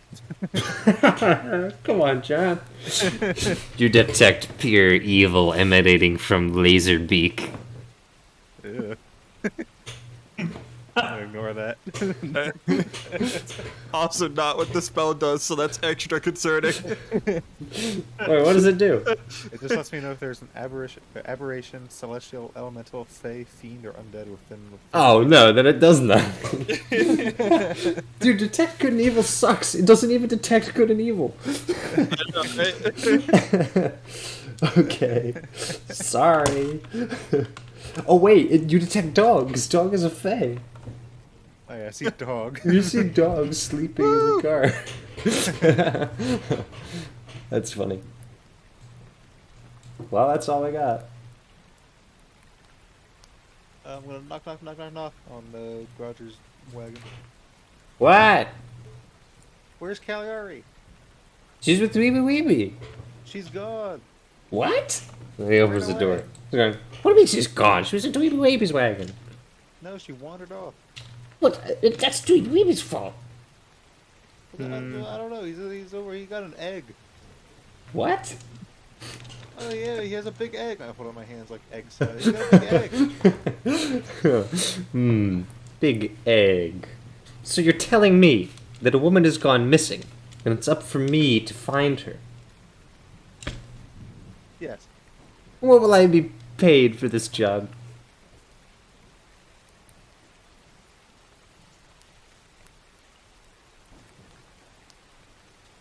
What will I be paid for this job? I'm gonna hand him the wand. Yo, I get the wand? This thing is going It was to... wrapped around it. This thing is going to kill me. I do not want that. Oh. This thing is a deadly weapon. I'm not touching that with a 10-foot pole. You keep that. You go bury that in a field. Want to know the description for the wand is blow up the moon with friend. It's funny, too, because you still have no idea what it does. Yeah, you can understand. What even was the situation that you can understand the command word, but you can't speak it?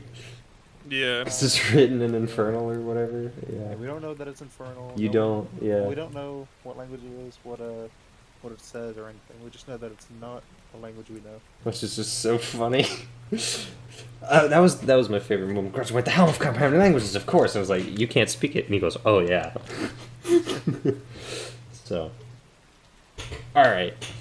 I will not take the wand. I will do it for free. Oh, so generous. All right, now this is the part where Nick shows up because it's been 2 hours, and he said he would be 2 hours late so that he can investigate for Cagliari. Please. It's the perfect time. Will him into being. I summon by the power of the Dungeon Master, Nicholas Paris. I should not say his last name, because that would be too much information. Yeah, like Nicholas Paris is not. What? Yeah, but, Paris is a location. That's nothing. Nobody knows his middle name. Nobody It's knows his fine. middle name. It's just funny. Nobody knew. Yeah, His middle it's name. true. Now he's doxxed. I'm probably gonna make all of these unlisted at some point anyway, just for extra safety. But yeah, and then I'll assemble a playlist and just pin it in the D&D chat. I guess we can carry on. I was just really hoping Nick would show up so that I could shoehorn him into an investigation side quest.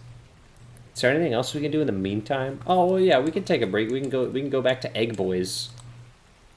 We'll see what the Egg Just Boys Egg are doing. Boys doing what Egg Boys do. Yeah, that I'm is getting. how it is. What time of day is it in? In In-game? D&D world, it's like 3 p.m. Some linner.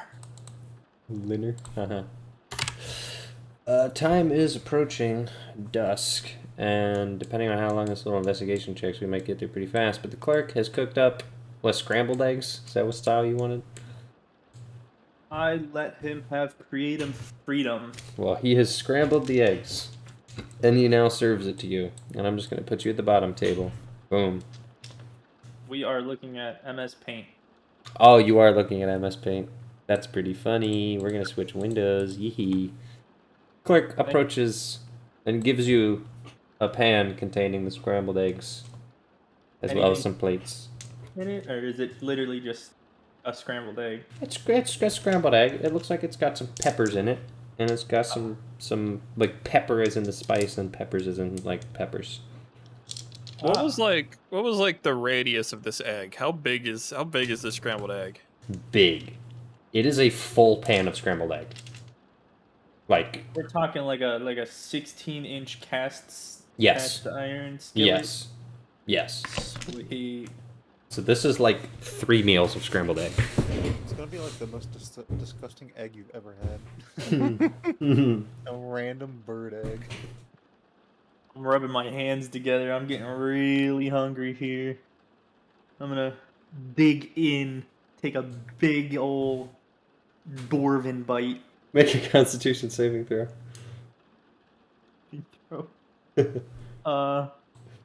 Oh, you fucked up. I got a +6 on that. What did you get? No, you're fine.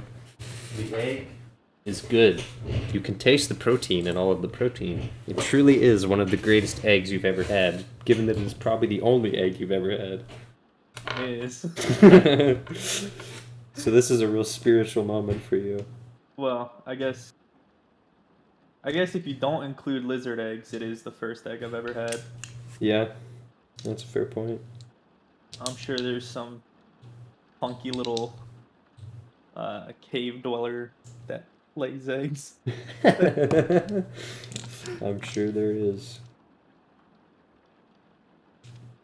Well, I'm going to give you temporary HP.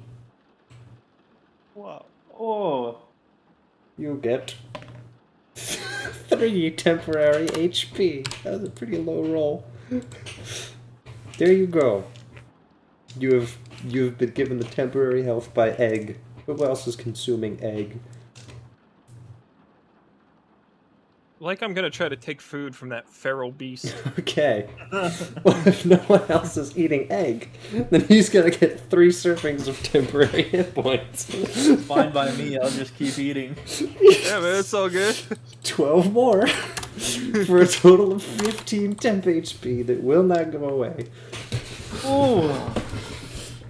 Oh yeah, Oh, let's cure your exhaustion.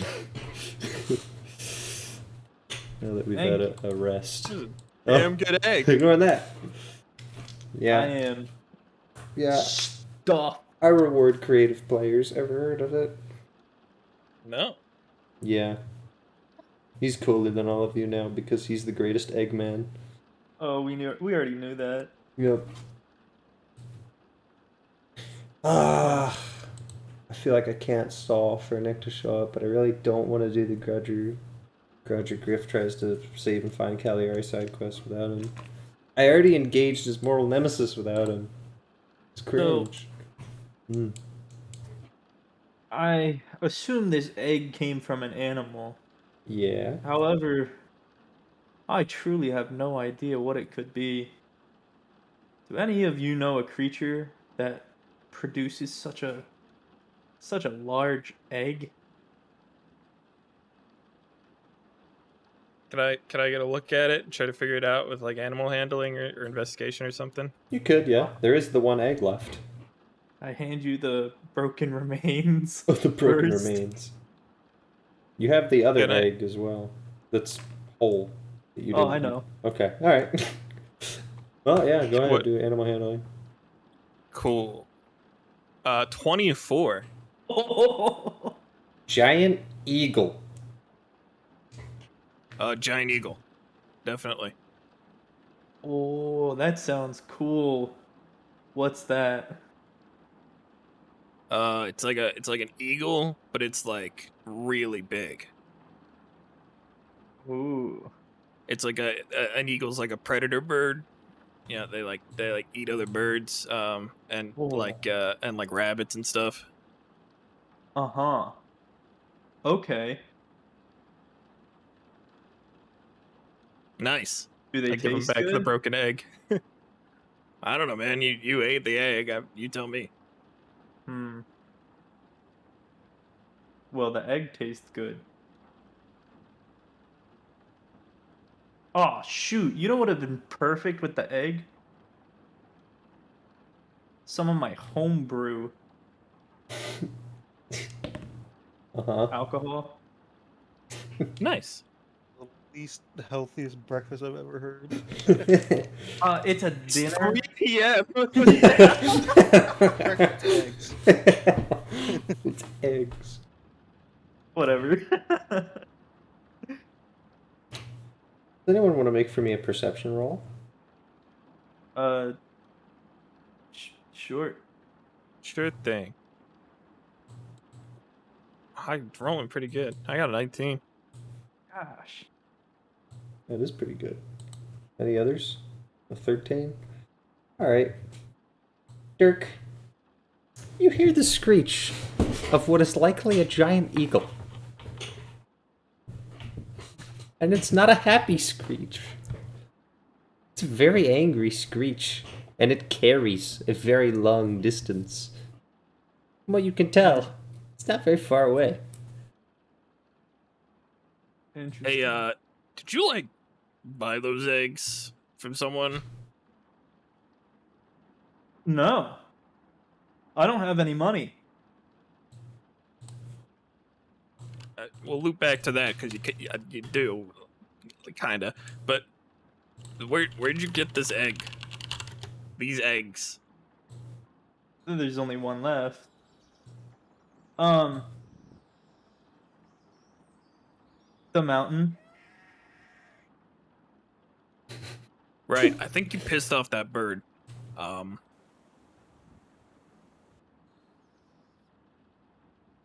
Does it taste good? We can find out. That's an eagle screech. It's not coming through very well. It's terrible. Ugh. I have the volume on very low, so I heard it just barely heard it. Yeah. There are my. angry eagle noises. I Well, assume Bert just that means proposed I can killing do and it eating now. the giant eagle if you're up for it. So Well, the egg was a good entree, but you guys haven't ate anything yet.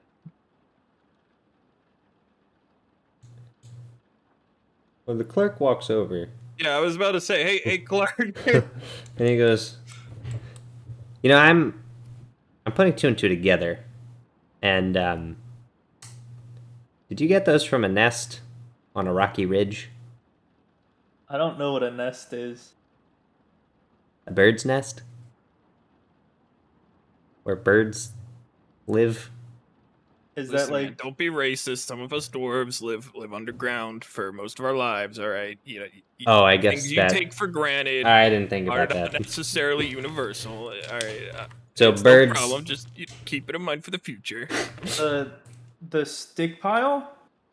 yeah, it's usually like a circular bundle of sticks where they care for their young. They sort of throw it together with hay, sticks, other things. It would be really big. I don't know what circular is. What? That can't be a dwarven thing. Well, He looks okay, at Dirk listen. for confirmation. The dwarven education system is not. I mean, it has its faults. I mean, Okay, well, that's not on. That's not on. I mean, that's not on Is you. it- That the That's the fair thing enough. made of wood on the mountain. yeah, Well, that's yeah. Bertha's nest. Did you take these I'd from? love to meet Bertha. She makes great food. I think you already heard Bertha. Look, is she gonna say hi? Possibly. I can't wait. You don't I know am much about. currently expecting a person to come and shake my hand. Does Clark have like please get out of my establishment vibes, or is he just like concerned? He's a little concerned. I'm like sitting back in my chair expecting, what do you say, Bertha, Yeah. to come meet me now. You know that Bertha is the bird, right? Oh. Oh. Yeah. And listen, I'm not Huh. superstitious when it comes to that kind of stuff. When I saw the egg, I was like, "Did he?" And I went, "No, it's got to be somewhere else." But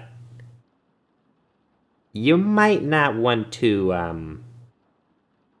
Let's just say this: the Kuatoa really like Bertha,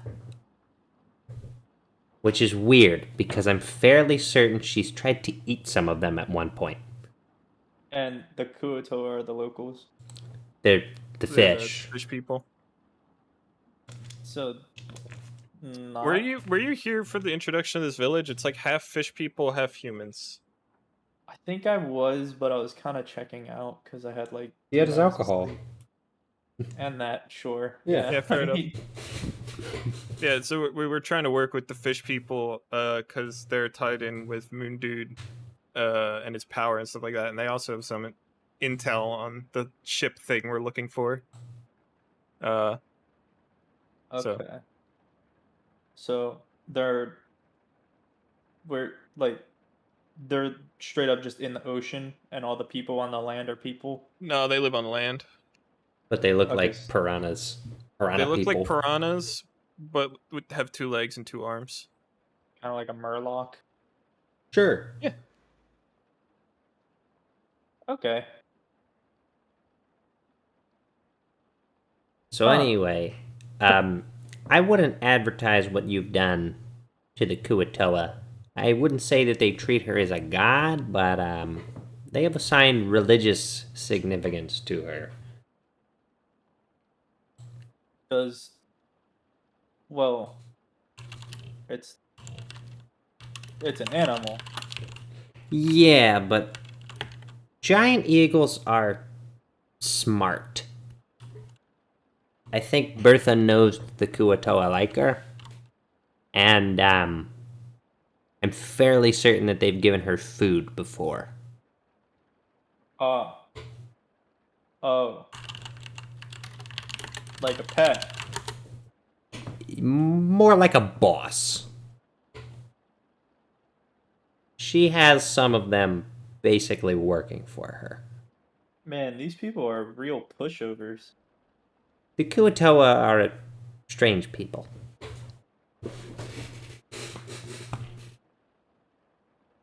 In that case, since I just paid you to cook for me, um, let's theoretically, if I were to come back with a mm, fairly large bird. Are you saying that you're gonna kill Bertha? No, I'm just saying, theoretically, if I came back with a bird, bird that was, Like a big drumstick. yeah, would you make food? I would not recommend killing Bertha. If you Well, kill of course Bertha, not. if you kill Bertha, there will be consequences. However, I will cook Bertha. Oh boy. I'm not a huge fan of the eagle. She gets very territorial. Now, she hasn't exactly gone into the market and started disrupting things, but, you know, her husband is a little flighty, and I don't mean that in a funny kind of way. I mean, her husband is here and then gone, and, well, none of us are going to challenge them. They're giant eagles. They're kind of deadly. So, I wouldn't per se mind them not being here anymore, but like I said, the Kuatoa They're like them. married? Huh? They're married? The giant eagles? You said husband. I mean, yeah, I'm not speaking literally, but I think that's how it works. I'm not an animal expert, but her mate, I guess we'll say, her mate has very distinct markings. Uh, just for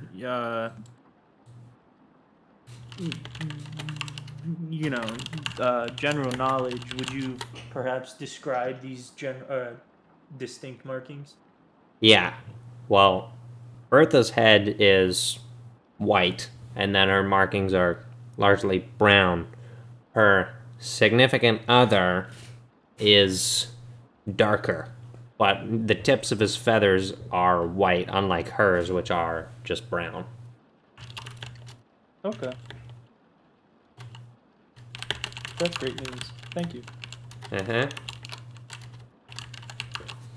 Uh, and again, completely, theoretical, Uh-huh. and totally unrelated. If, Yes, I'll cook him. say some out of towner, like, I don't know, perhaps Dirk over there were Uh-huh. to Uh-huh. accidentally, like, slaughter Bertha and her husband, Uh-huh. you said there would be consequences?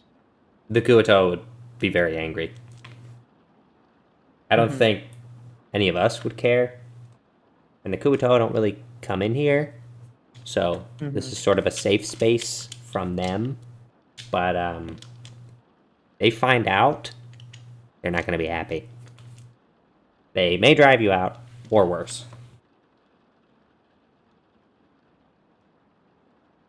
Interesting. I'm gonna lean to Dirk and Mhm. quietly ask him.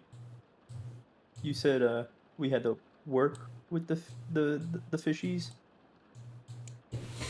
I mean, I don't personally. I think we already got information out of them.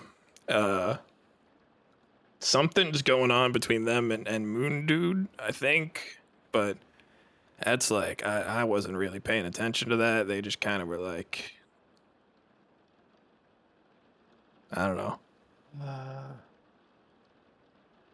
well, Are Malakai and Kingy just like watching this? I don't know. They're both muted. Don't know if they're real. They're both dead. They might just be dead. That's kind of funny. They had one bite of the egg and then put their heads down and never lifted them. It killed them instantly. Yep. Only dwarven constitution can bear it. Wouldn't surprise me. I've literally got poison resistance. Yep. In that case, what's your thoughts on poultry for dinner? I mean, I'd back you up. Seems like our food has come looking for us.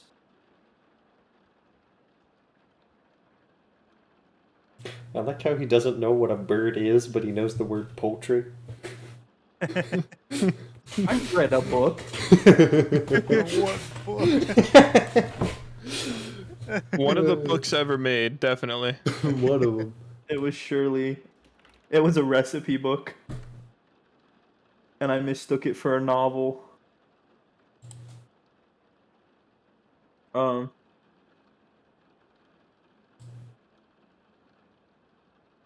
So, do we still hear the bird outside? Oh, you haven't heard it squawk in a while. But someone else has. Oh, no. Well, dude, there's a giant bird that you see come flying in. It perches on a rock wall, looks down at its nest, and then screeches a hideous screech. And it starts darting its eyes around, down towards the ground, looking for anyone who's there. Make a stealth roll if you wish not to be seen. Yeah, I'm gonna cower in fear and hide. I'm great at stealth rolls. 3. The bird immediately cocks its head towards you as you start panicking, and it sees your blue body stick out on the green grass. It stares at you. And No, I flaps. was just gonna tell a bad joke. Okay. It flaps its wings and begins hovering down towards you. It lands in the courtyard behind you / below you, where you're tucked in the alley. It is pouring rain. A giant eagle is staring at you. The horses are scared and begin to sort of, what is it, the word whinny and neigh or whatever? They're scared. right. The horses are scared. Grouger steps out of the wagon and goes, "What is going on?" Oh, and then gets back in the wagon. Wow. What would you like to do?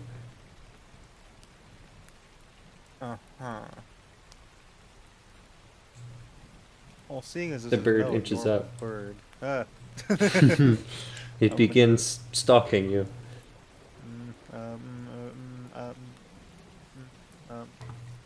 The bird I'm squawks. brave. I have crab energy in me. All I'm right. gonna step out in front, All right. slowly, Okay. firmly, but not like. I'm not trying to scare the thing. All right. The bird steps forward. It's about 10 feet away from you. Its neck is forward and it's perching its eyes looking at you. It scrapes its left claw on the ground and looks down and then looks back at its nest and then looks at you. I shrug. It tilts its head sideways. It gestures its neck forward again and then flaps its wings up looking towards its nest and then back at you. And then I it look up at where it's looking. you see the nest where it came from. I put 2 and 2 together. All right. Someone just brought in a large egg. Well, you I was there when he brought it. oh in. yeah, you were there when you brought it in, then you left. Yeah. That's right. All right. Well, I'm gonna point towards the what was it, boarding house? yeah. It turns its neck and looks to where you're pointing. I'm gonna start walking over there. What the fuck, dude? Bertha follows you. Fucking narc. Narc. The bird follows you on the ground. Now it is pretty clear out. There aren't a whole lot of people because it is still pouring rain. You walk all the way across the beach. The bird hesitates a few points. It squalls quietly every now and again. But are you continuing to lead it forward? Yes. All right. Well, you approach the front of the building, just outside the rock wall, and the bird screeches fairly loudly this time. Stock eagle noise. Stock eagle noise. Sorry, you guys didn't like the real nature sound eagle noise. It sounds like a woman It screaming. does. It does. All right. When the bird walks forward, I'm gonna go up to the door. I'm gonna turn Uh-huh. around first, be like, hold up a finger, like, oh yeah, wait here, wait here. uh huh, I'm gonna go inside real quick. uh huh. So I'm inside. Yeah, you open the door and you close it behind you. Oh That's man, good timing. it's already too late to save the situation. You heard squawking outside. So And now Moondude's here. I'm looking at everyone. Uh-huh. I'm looking at the cooked 8 pounds of egg on the table. All right. What are don't you panic. talking about? It's already in my stomach, bro. It's an empty bowl. All right. Everyone, be calm.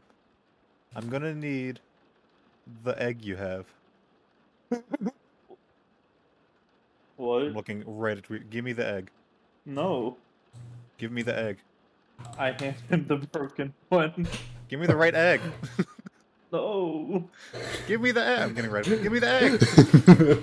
Whoa. Okay, let's calm down here. All right. There's a giant bird outside.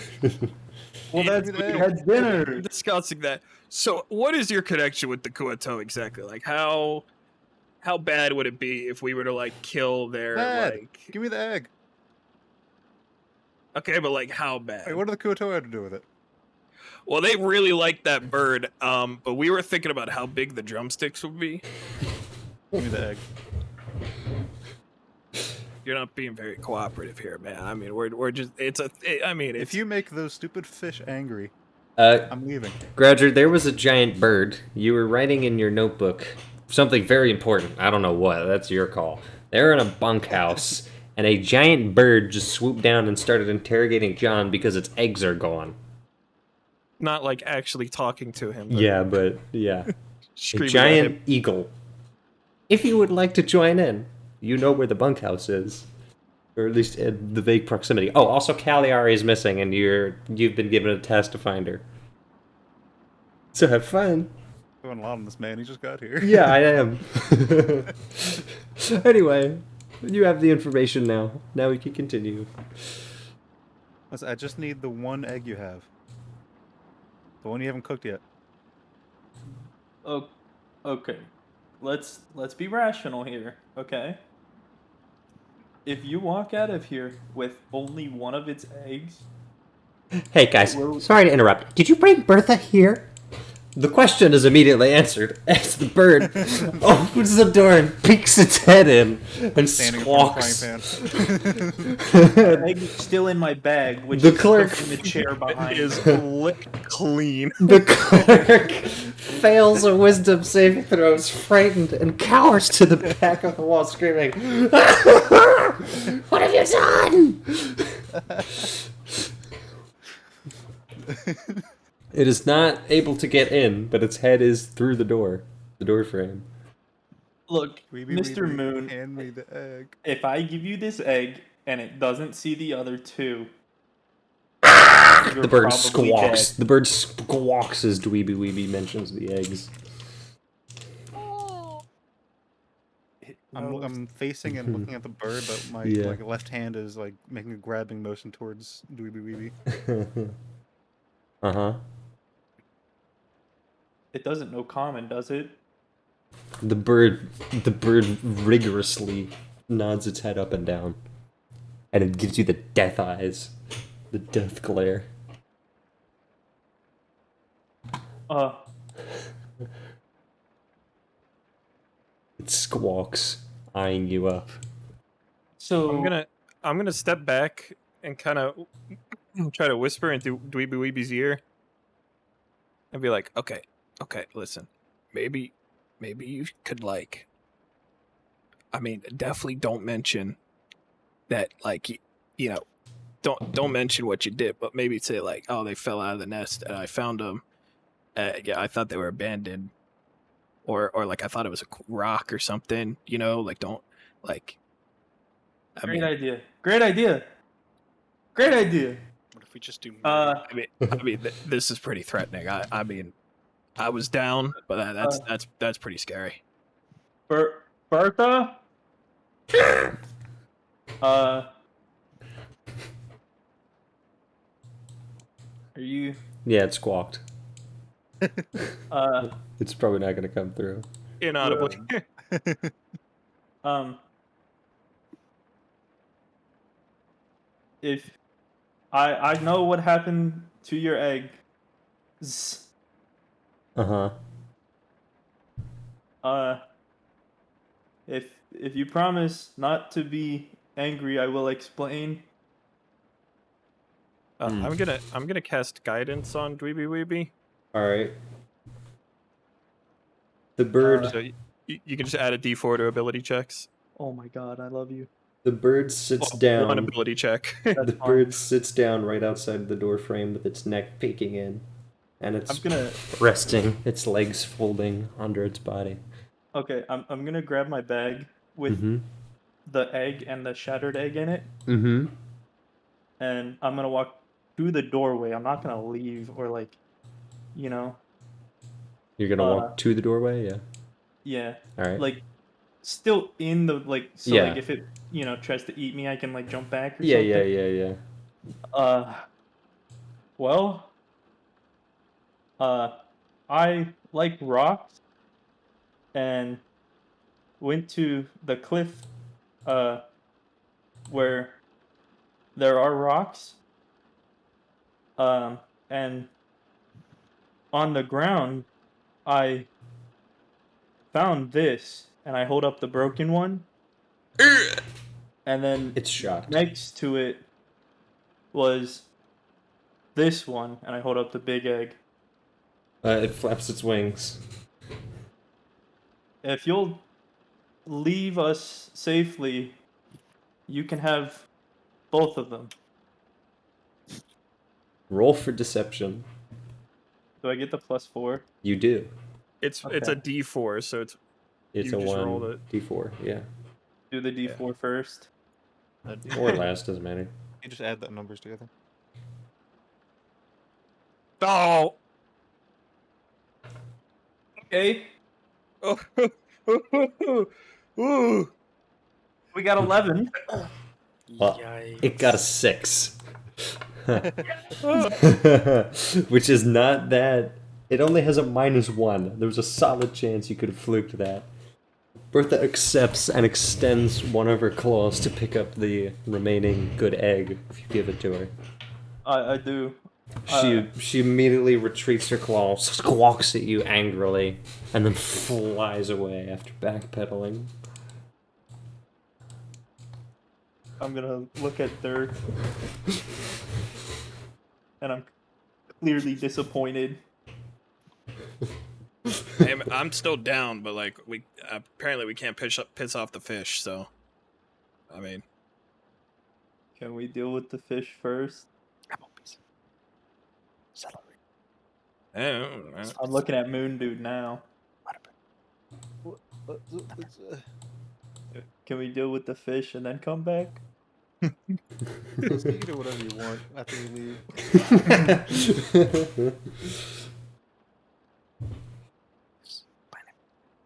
I'm gonna go back outside to go back to Nick. Alright. Mundu goes back outside to go back to Nick. Taco Bell. Taco Bell. I'm just gonna put my extra characters in the wings here, like they're little stage props. And then back to the wagons in the rain. This is a lamkin. This is a bengal. This is an alien. So, I'm gonna uh-huh, I'm gonna go knock on Garage's door. uh-huh. Knock, knock. Yeah? How's it going? I've come up with this brand new song idea. Want to hear the lyrics? Where's Calliope? That's what he was working on. So right. Hold up though, hold up. So the first line, it says around the world, right? And then the second line says around the world. And then the 153rd line says around the world. It's fire. Let me tell you, like. Anyway, so I had to get that written down first. Now I can start. Alright. I'd like to look for clues. That's the wrong roll. Uh-huh. Ignore that. Ignore that roll. Whoa. What a crazy... What happened to cool skill? Alright. Cool It's skill been got corrupted. replaced with shotgun blast, and Yeah. shotgun blast I had to trade away for something. With an investigation of 14 and the amount of rain that it's been pouring, there's nothing but mud and tracks that have been basically completely obscured by the downpour. There's Right. no obvious clues in your immediate vicinity. I have good news and bad news. Which one do you want first? You don't know where she is. No. I know. Okay, that's the bad news. My book's gonna get wet, so I can't investigate any further.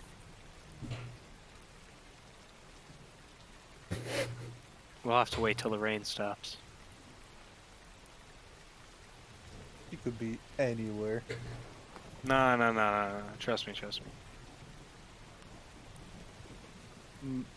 I've narrowed down a couple places. Think about how hard swimming would be. So we know not the ocean. I mean, she could be drowning in the ocean. That's a fair point, you know? She's just dead. The world's greatest Face detective. down in the ocean. She washes up on shore 2 days You know, later. Because Well- this is the only detective on Mandrill, this is the greatest detective on Mandrill. Guys, I gotta leave. I need to find a drug dealer.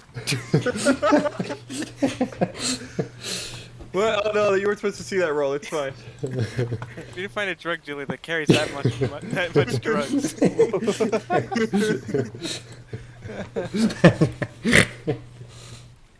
119.5. Oops. It's her carrying capacity. Yep. Whoa! What's going on? Regular here? drug. What's going on here?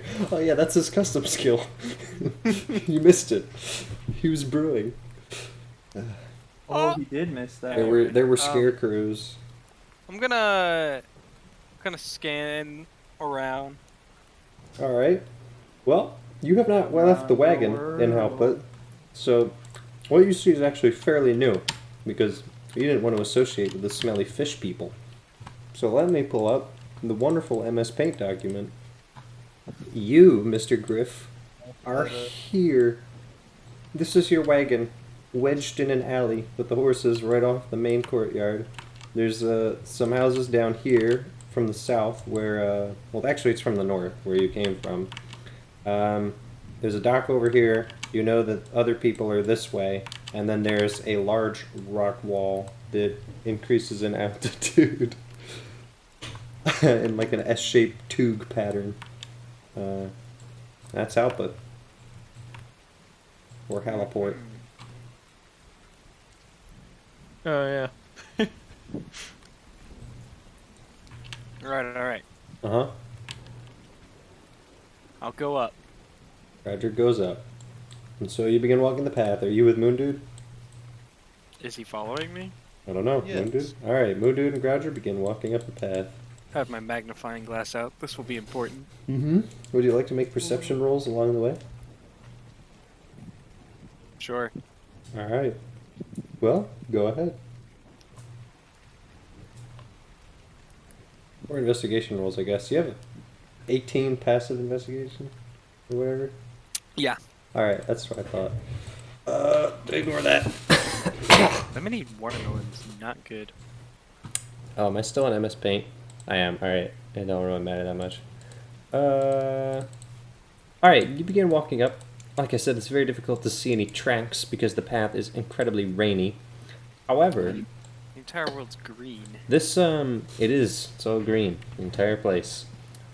This road that you're on, now very muddy because of the downpour, you can see a few sets of probably what are footprints based on the puddles that have gathered up. But what makes it particularly easy to find Cagliari is the hooves.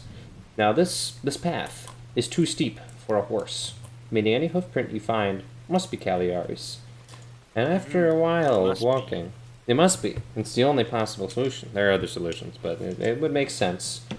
After a while of walking, you do see a few puddles that don't quite look normal foot-shaped. It's difficult to tell whether they are actually hoof prints because they are just puddles now. The mud has been sort of just, you know, what do you call it? You know, the footprint is distorted because it's just been filled in to a large puddle.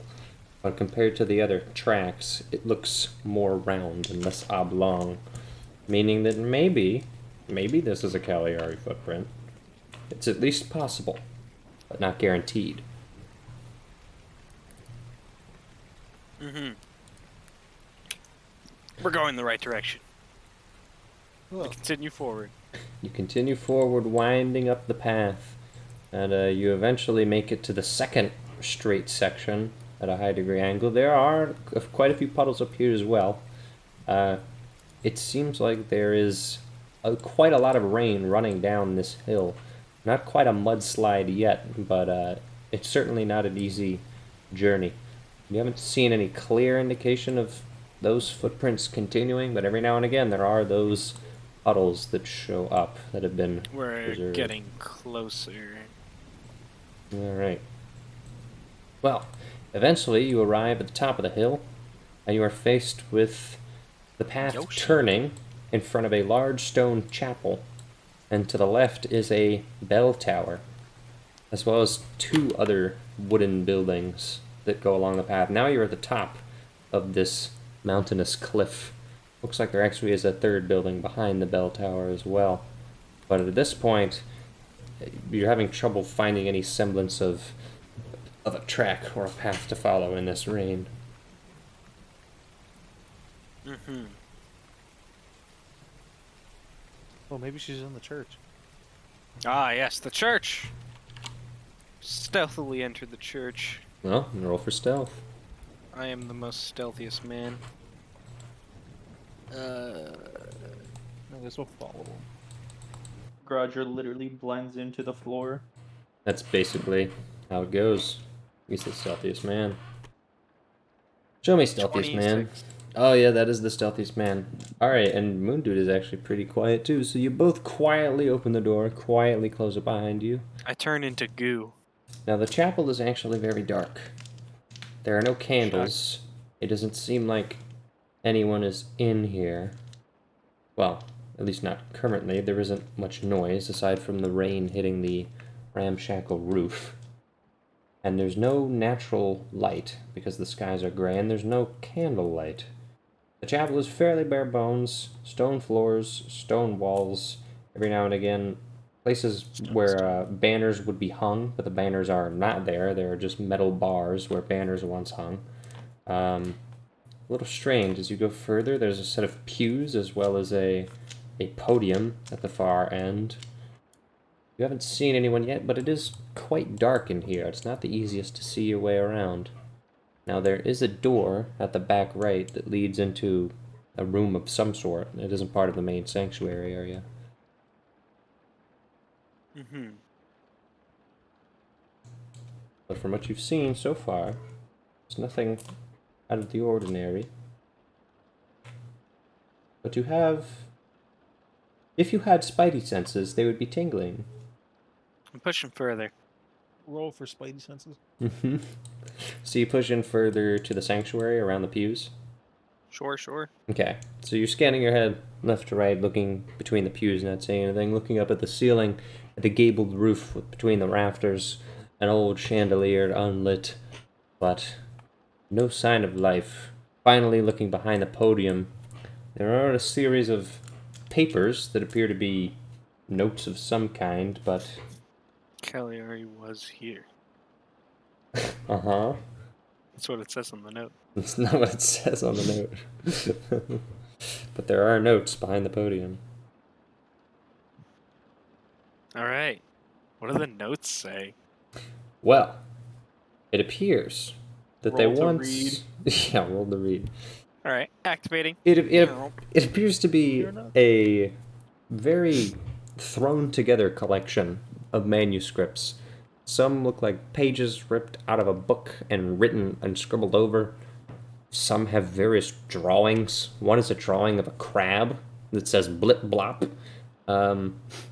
Others describe, certain powers, and it says, teleportation, deep slumber, claw of justice. Very, very strange things to read. Yeah, the crab is the most important part of that. I'm taking the crab.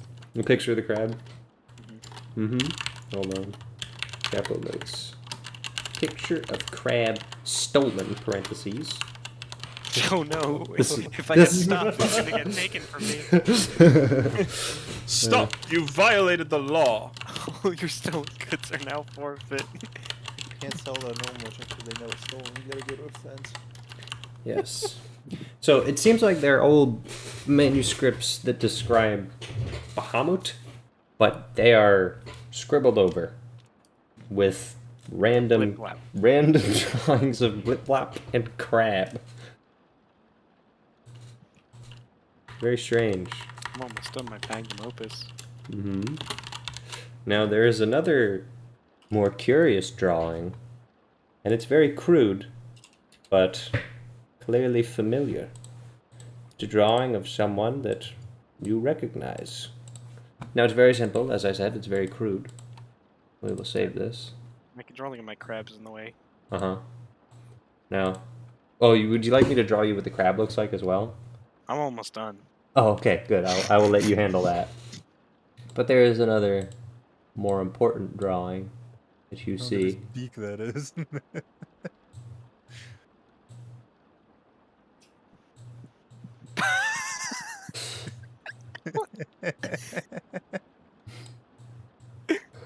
Whose Birdman is this? Kick it in the head. They did me dirty.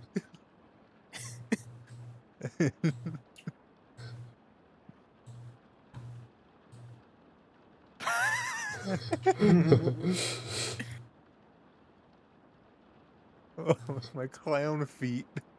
They're fish people. This is what they got.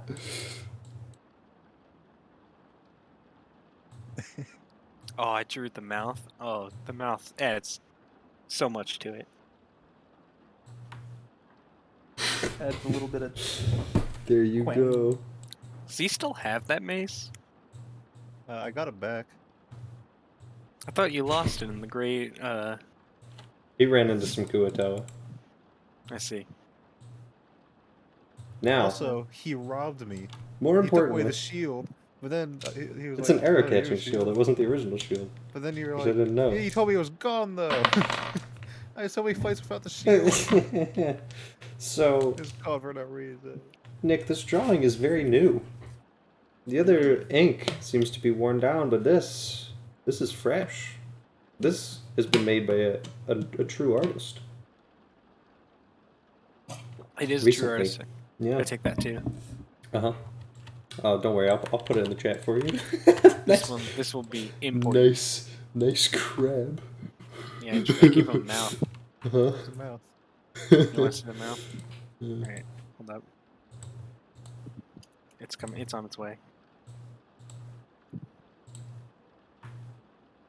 The mouth is on the way. Oh, that is blip blop. All right.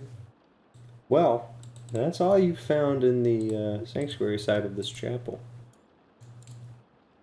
Alright, no leads.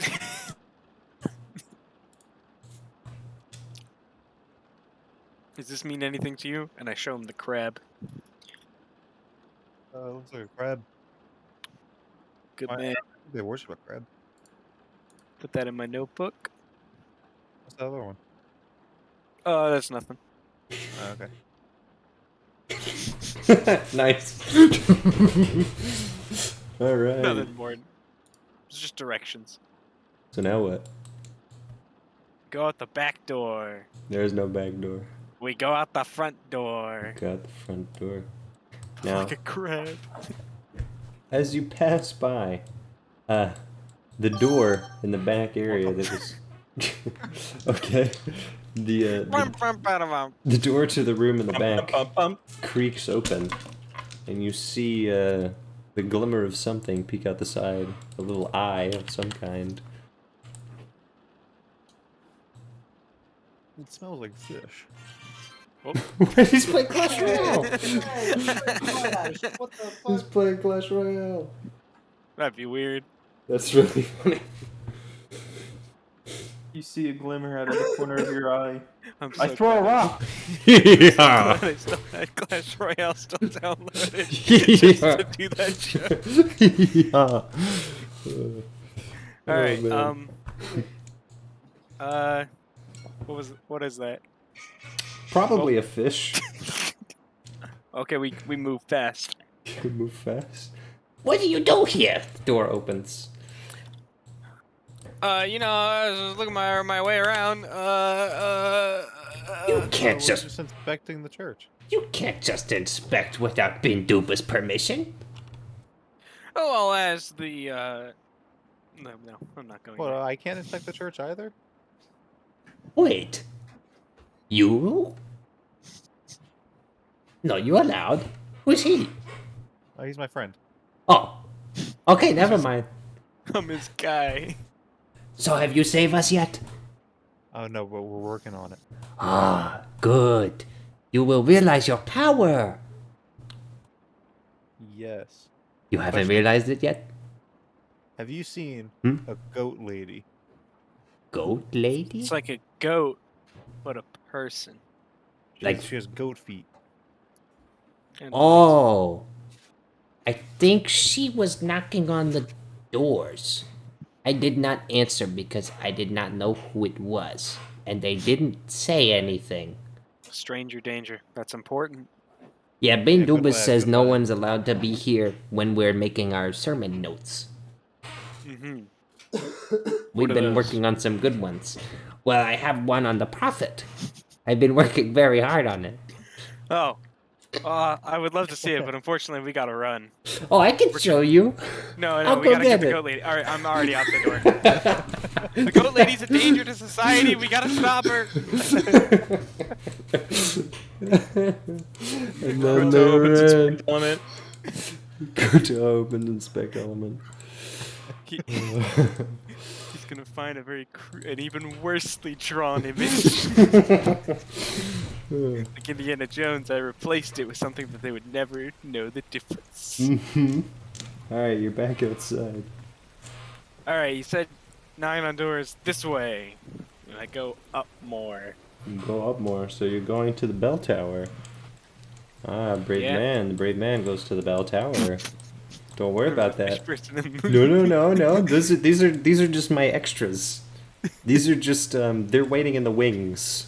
You Yeah, know? I liked when James Cameron was directing, and then he would get an extra, and then when he was done with them, he would just shoot them, Uh-huh.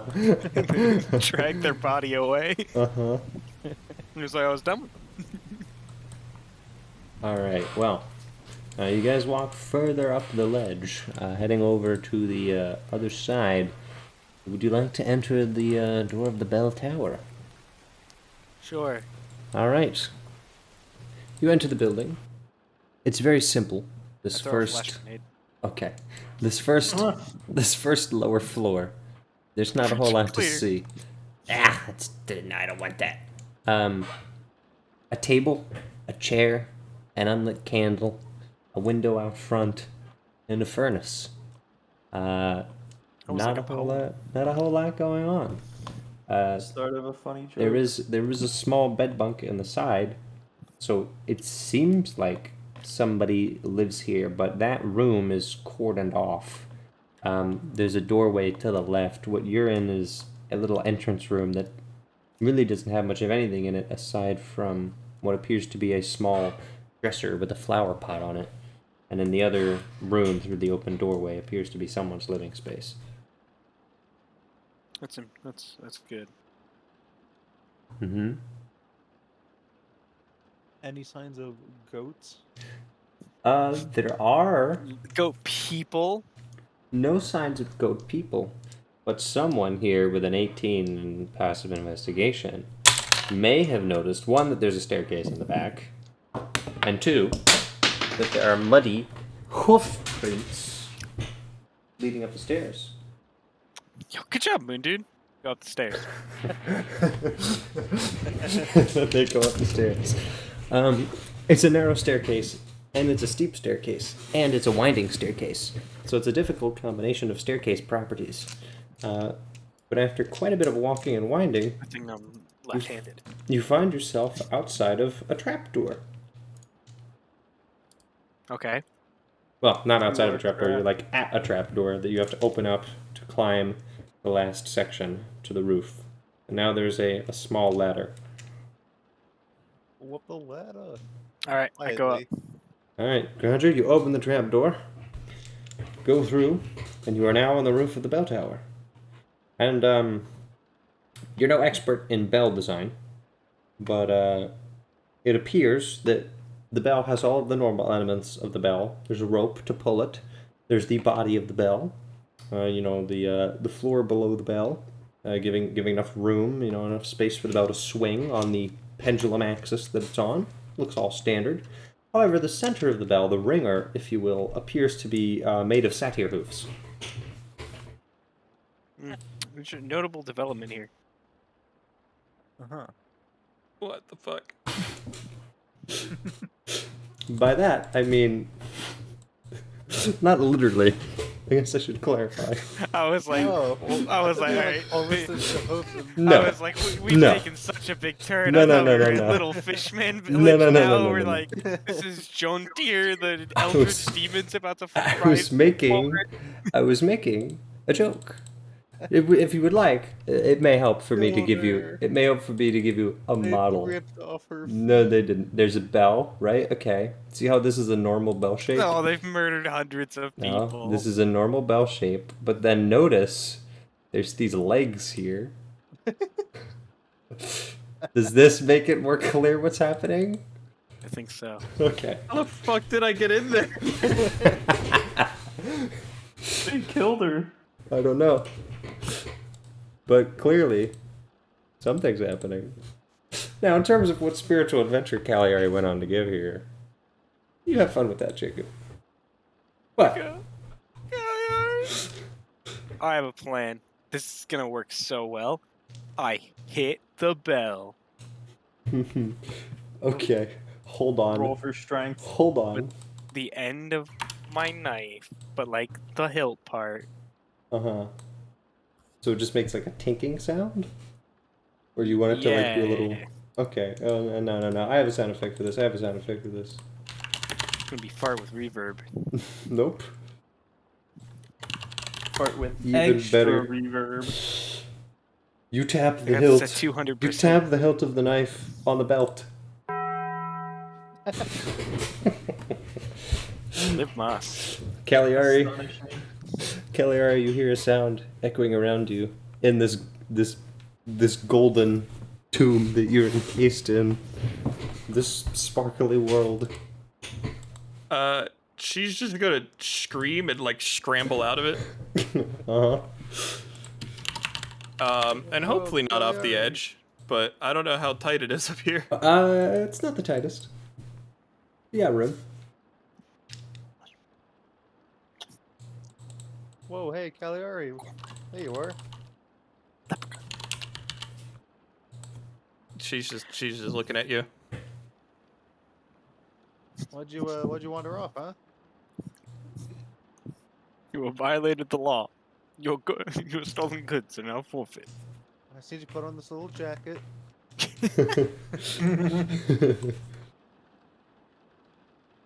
You okay? Listen,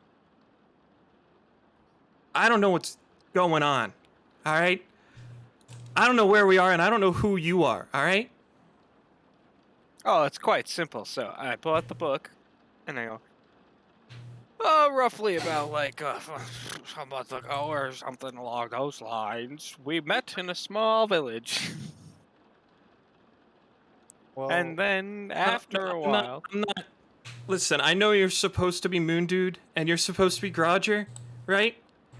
But I don't know that you're actually them. You don't look right. Nothing looks right. oh well, that would be well, because you're blind. you did kind of get hurt. It's affecting you a little bit, I think. A little bit. Just a little bit. A little bit. Google, pull up the stat sheet to show me Pull up what a a little little. bit. Pull up a little bit. Is this a little bit? Pull up a little bit. Listen. We're here to help you. I mean, you say that, but I can't. I can't trust you. Here's a cheese sandwich. I mean, I could be dead. I could be in a coma. I could be fine in some alternate plane, like Shadowfell or whatever, right? And you know, I got ideas about what's going on, and most of them are about that undead dragon bastard fucking with my head, right? Right. And how am I supposed to know that you two aren't constructed by him trying to get me to do what he wants or something? Because that would be weird. Well, is there some way we can prove it? No. You know, I've been thinking about that. And part of our whole deal was that he would experience the world through my senses, right? See through my eyes, hear through my ears, and I let him scan my memories, so he knows more about me than probably anyone on the planet. Okay? So there's nothing you could really do to prove that you are who you say you are, because he knows everything that I know. And anything I don't know doesn't prove anything to me. You see what I'm getting at? So what do you want to do about that? I don't know. Well, I think you're better off coming with us because That's exactly what you would say. If yeah, well, I mean, what's the alternative? He's gonna hide in that bell there? there's another thing though, right? Because think about this. If I really am here and you guys are real and something's just wrong with me where nothing looks right, then what if he's still using my senses, and by going with you guys, I endanger you by telling him exactly where you are at all times? I think it's a risk we're willing to take. Yeah, I mean, what else am I gonna do? We can bring you somewhere, get you some help. Take the cheese sandwich. I mean, we're not gonna force you, but like, you know, we want to take care of you. And feed your cheese sandwiches. I can't tell if the cheese sandwich thing is real or not. I'm handing you a cheese sandwich. Where's this guy get cheese from? Okay, Wouldn't you like to know? the cheese looks just like mold. Assuming this is cheese, I don't know. It's I don't know if blue that's real or not. cheese. Okay, you don't need to eat the cheese. What? I'm not gonna eat the cheese. She throws it off But the that's the bell tower. subtract 1 day's rations. All right. Hang on a second. Yeah, think about what she's gonna say. I'm receiving word from God. This is taking a turn.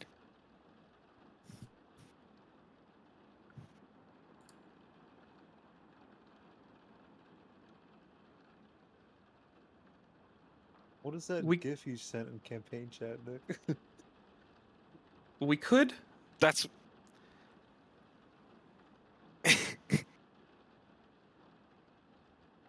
What is that thing? I hate it. anyway. What is it? Can we get the camera perspective from the cheese sandwich that's now been thrown off the building? You gotta MS Paint it, Nick, with perspective. All right. Listen, I'm not good at POV, the this. cheese Alright. is looking up. you guys have just approached me up here on this, tower, all right? I don't even know how you got in here. Okay, we're surrounded by an army, and Army of what? an army of. Look, she's just gesturing. All right. This is crazy, right?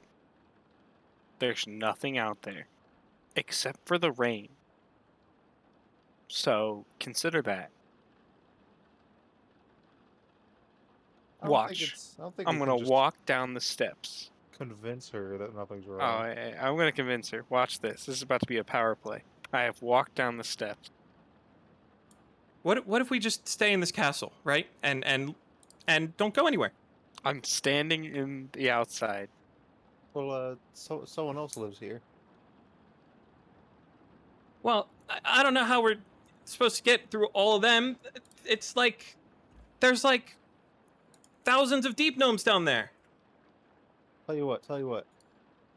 So the magical fish people, they made me strong, right? So if you stay near me, then we can go with Grouger. He'll lead the way, and I'll protect us. We I'm can out get in the through field. all the deep gnomes, and we can bring you back to where we're staying. It'll be safe there. I'm just standing there. I hate that I live a life where the magical fish people made me strong doesn't sound like a psychotic break to me. Everybody was kung fu fighting. So what do you say? You wanna come get some food?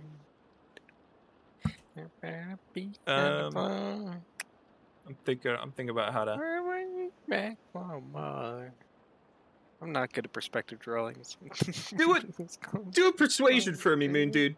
Oh, persuasion. That's perception. Hold on, ignore that. Persuasion. Oh, I wish I got the other one. We could just do the 13. That's I got an 18 and an 8. 11 plus 2. Huh? You see what I'm getting at? Because you got an 11 on the first roll, You can just use the and other if you just roll, used your yeah. persuasion modifier. Okay. You think you can get me through all of them? Yeah. The fish people, they made me really strong with the crab spirit. Okay, you know what? We'll give it a try. All right. All right, he's gonna don his mace and his shield, and he's gonna follow Grouger down the steps. All right, I'm already out in the field. Calera, you begin heading down the stone steps of the castle wall off of the tower that you're on, led by what appears to be Moon Dude, and what you remember to be Grounder. As you exit, you're on the paved stone pavilion. They begin leading you down the rampart from one wall to the other. You're getting farther and farther away from the inner keep, the safest section, and further down to where the army is. Now, eventually, you pass so far forward that you're exiting the main gate.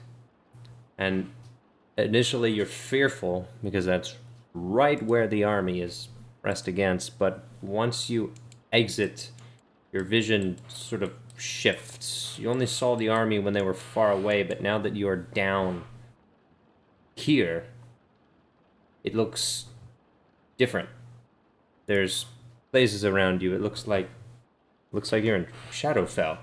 Decaying old buildings, a decrepit path. It's very difficult to see. It's dark. There's things all around the air. You're being led forward and it feels like you're trapped in that hard dimension again. She's gonna close her eyes and just put her hand on Moon Dude's shoulder and just walk with him that way. Okay. Well, closing your eyes seems to help a lot. It was very difficult to judge your reality. With your eyes closed, you can feel rain. You can hear rain. And there's a little bit more security in the world. There's a lot of unknowns, and your brain begins firing with all the possibilities, but given that you're not stimulating it, it's calmed down. Eventually, you're led far enough forward where the ground becomes softer and you're walking on sand, wet sand, so it's a little hard, but it's clearly not the mud that you've been trenching in thus far. Till eventually, Moondude and Grouger lead you up to a wooden porch, open a wooden door, and then you are greeted to, whether you open your eyes or not, you clearly are directed inside of a building. Entering, she probably would have opened her eyes to look around. Okay. It's difficult to tell what's here. You can see a large man sitting in the corner on his knees. He's wrapped in bandages. It looks like the meteor that you destroyed in Shadowfell. There's a number of people that you don't recognize. They're deep gnomes, soldiers, strange beings, and then a couple that you're not exactly sure where to place. One of them looks like an old decayed dwarf. It's like you're in the Underdark. It's very dark. It's very cold. It reminds you of the Underdark, and your brain fills in the gaps.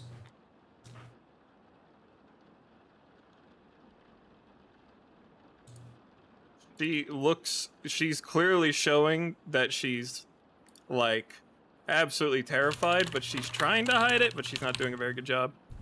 And she's just gonna, like, try to find a seat and not look at anyone, just looking at the ground or at the table or something.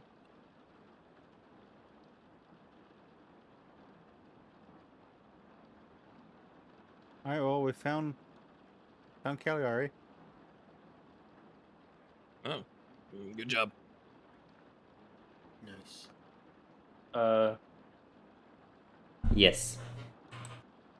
Yes. That's not difficult, yeah. Okay. While they were gone, I asked the clerk to make whatever we could salvage out of the broken egg. So there's some eggs left on the table now. And I guess I'll just slide the pan Sure. towards Cagliari. Not gonna say anything, but I'll, Yeah. loosely offer it. Does it look like food? It's Probably. mushy egg, It's worms. but it smells good. It does smell good. If it looks enough like food, I'll probably eat it. It looks enough like food. She'll eat it.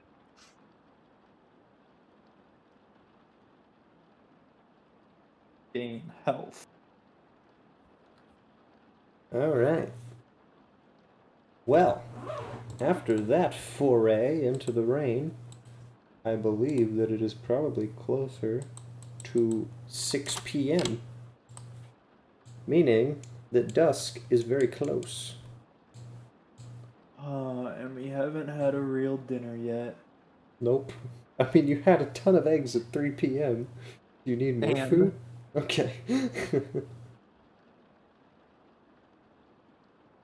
So, I think we should probably call it here. Because what's going to happen next is going to be more involved. All right. Alright. Ta-da. Time to export. I will stop the recording, and then next session we'll pick up with Dusk and investigating the boat.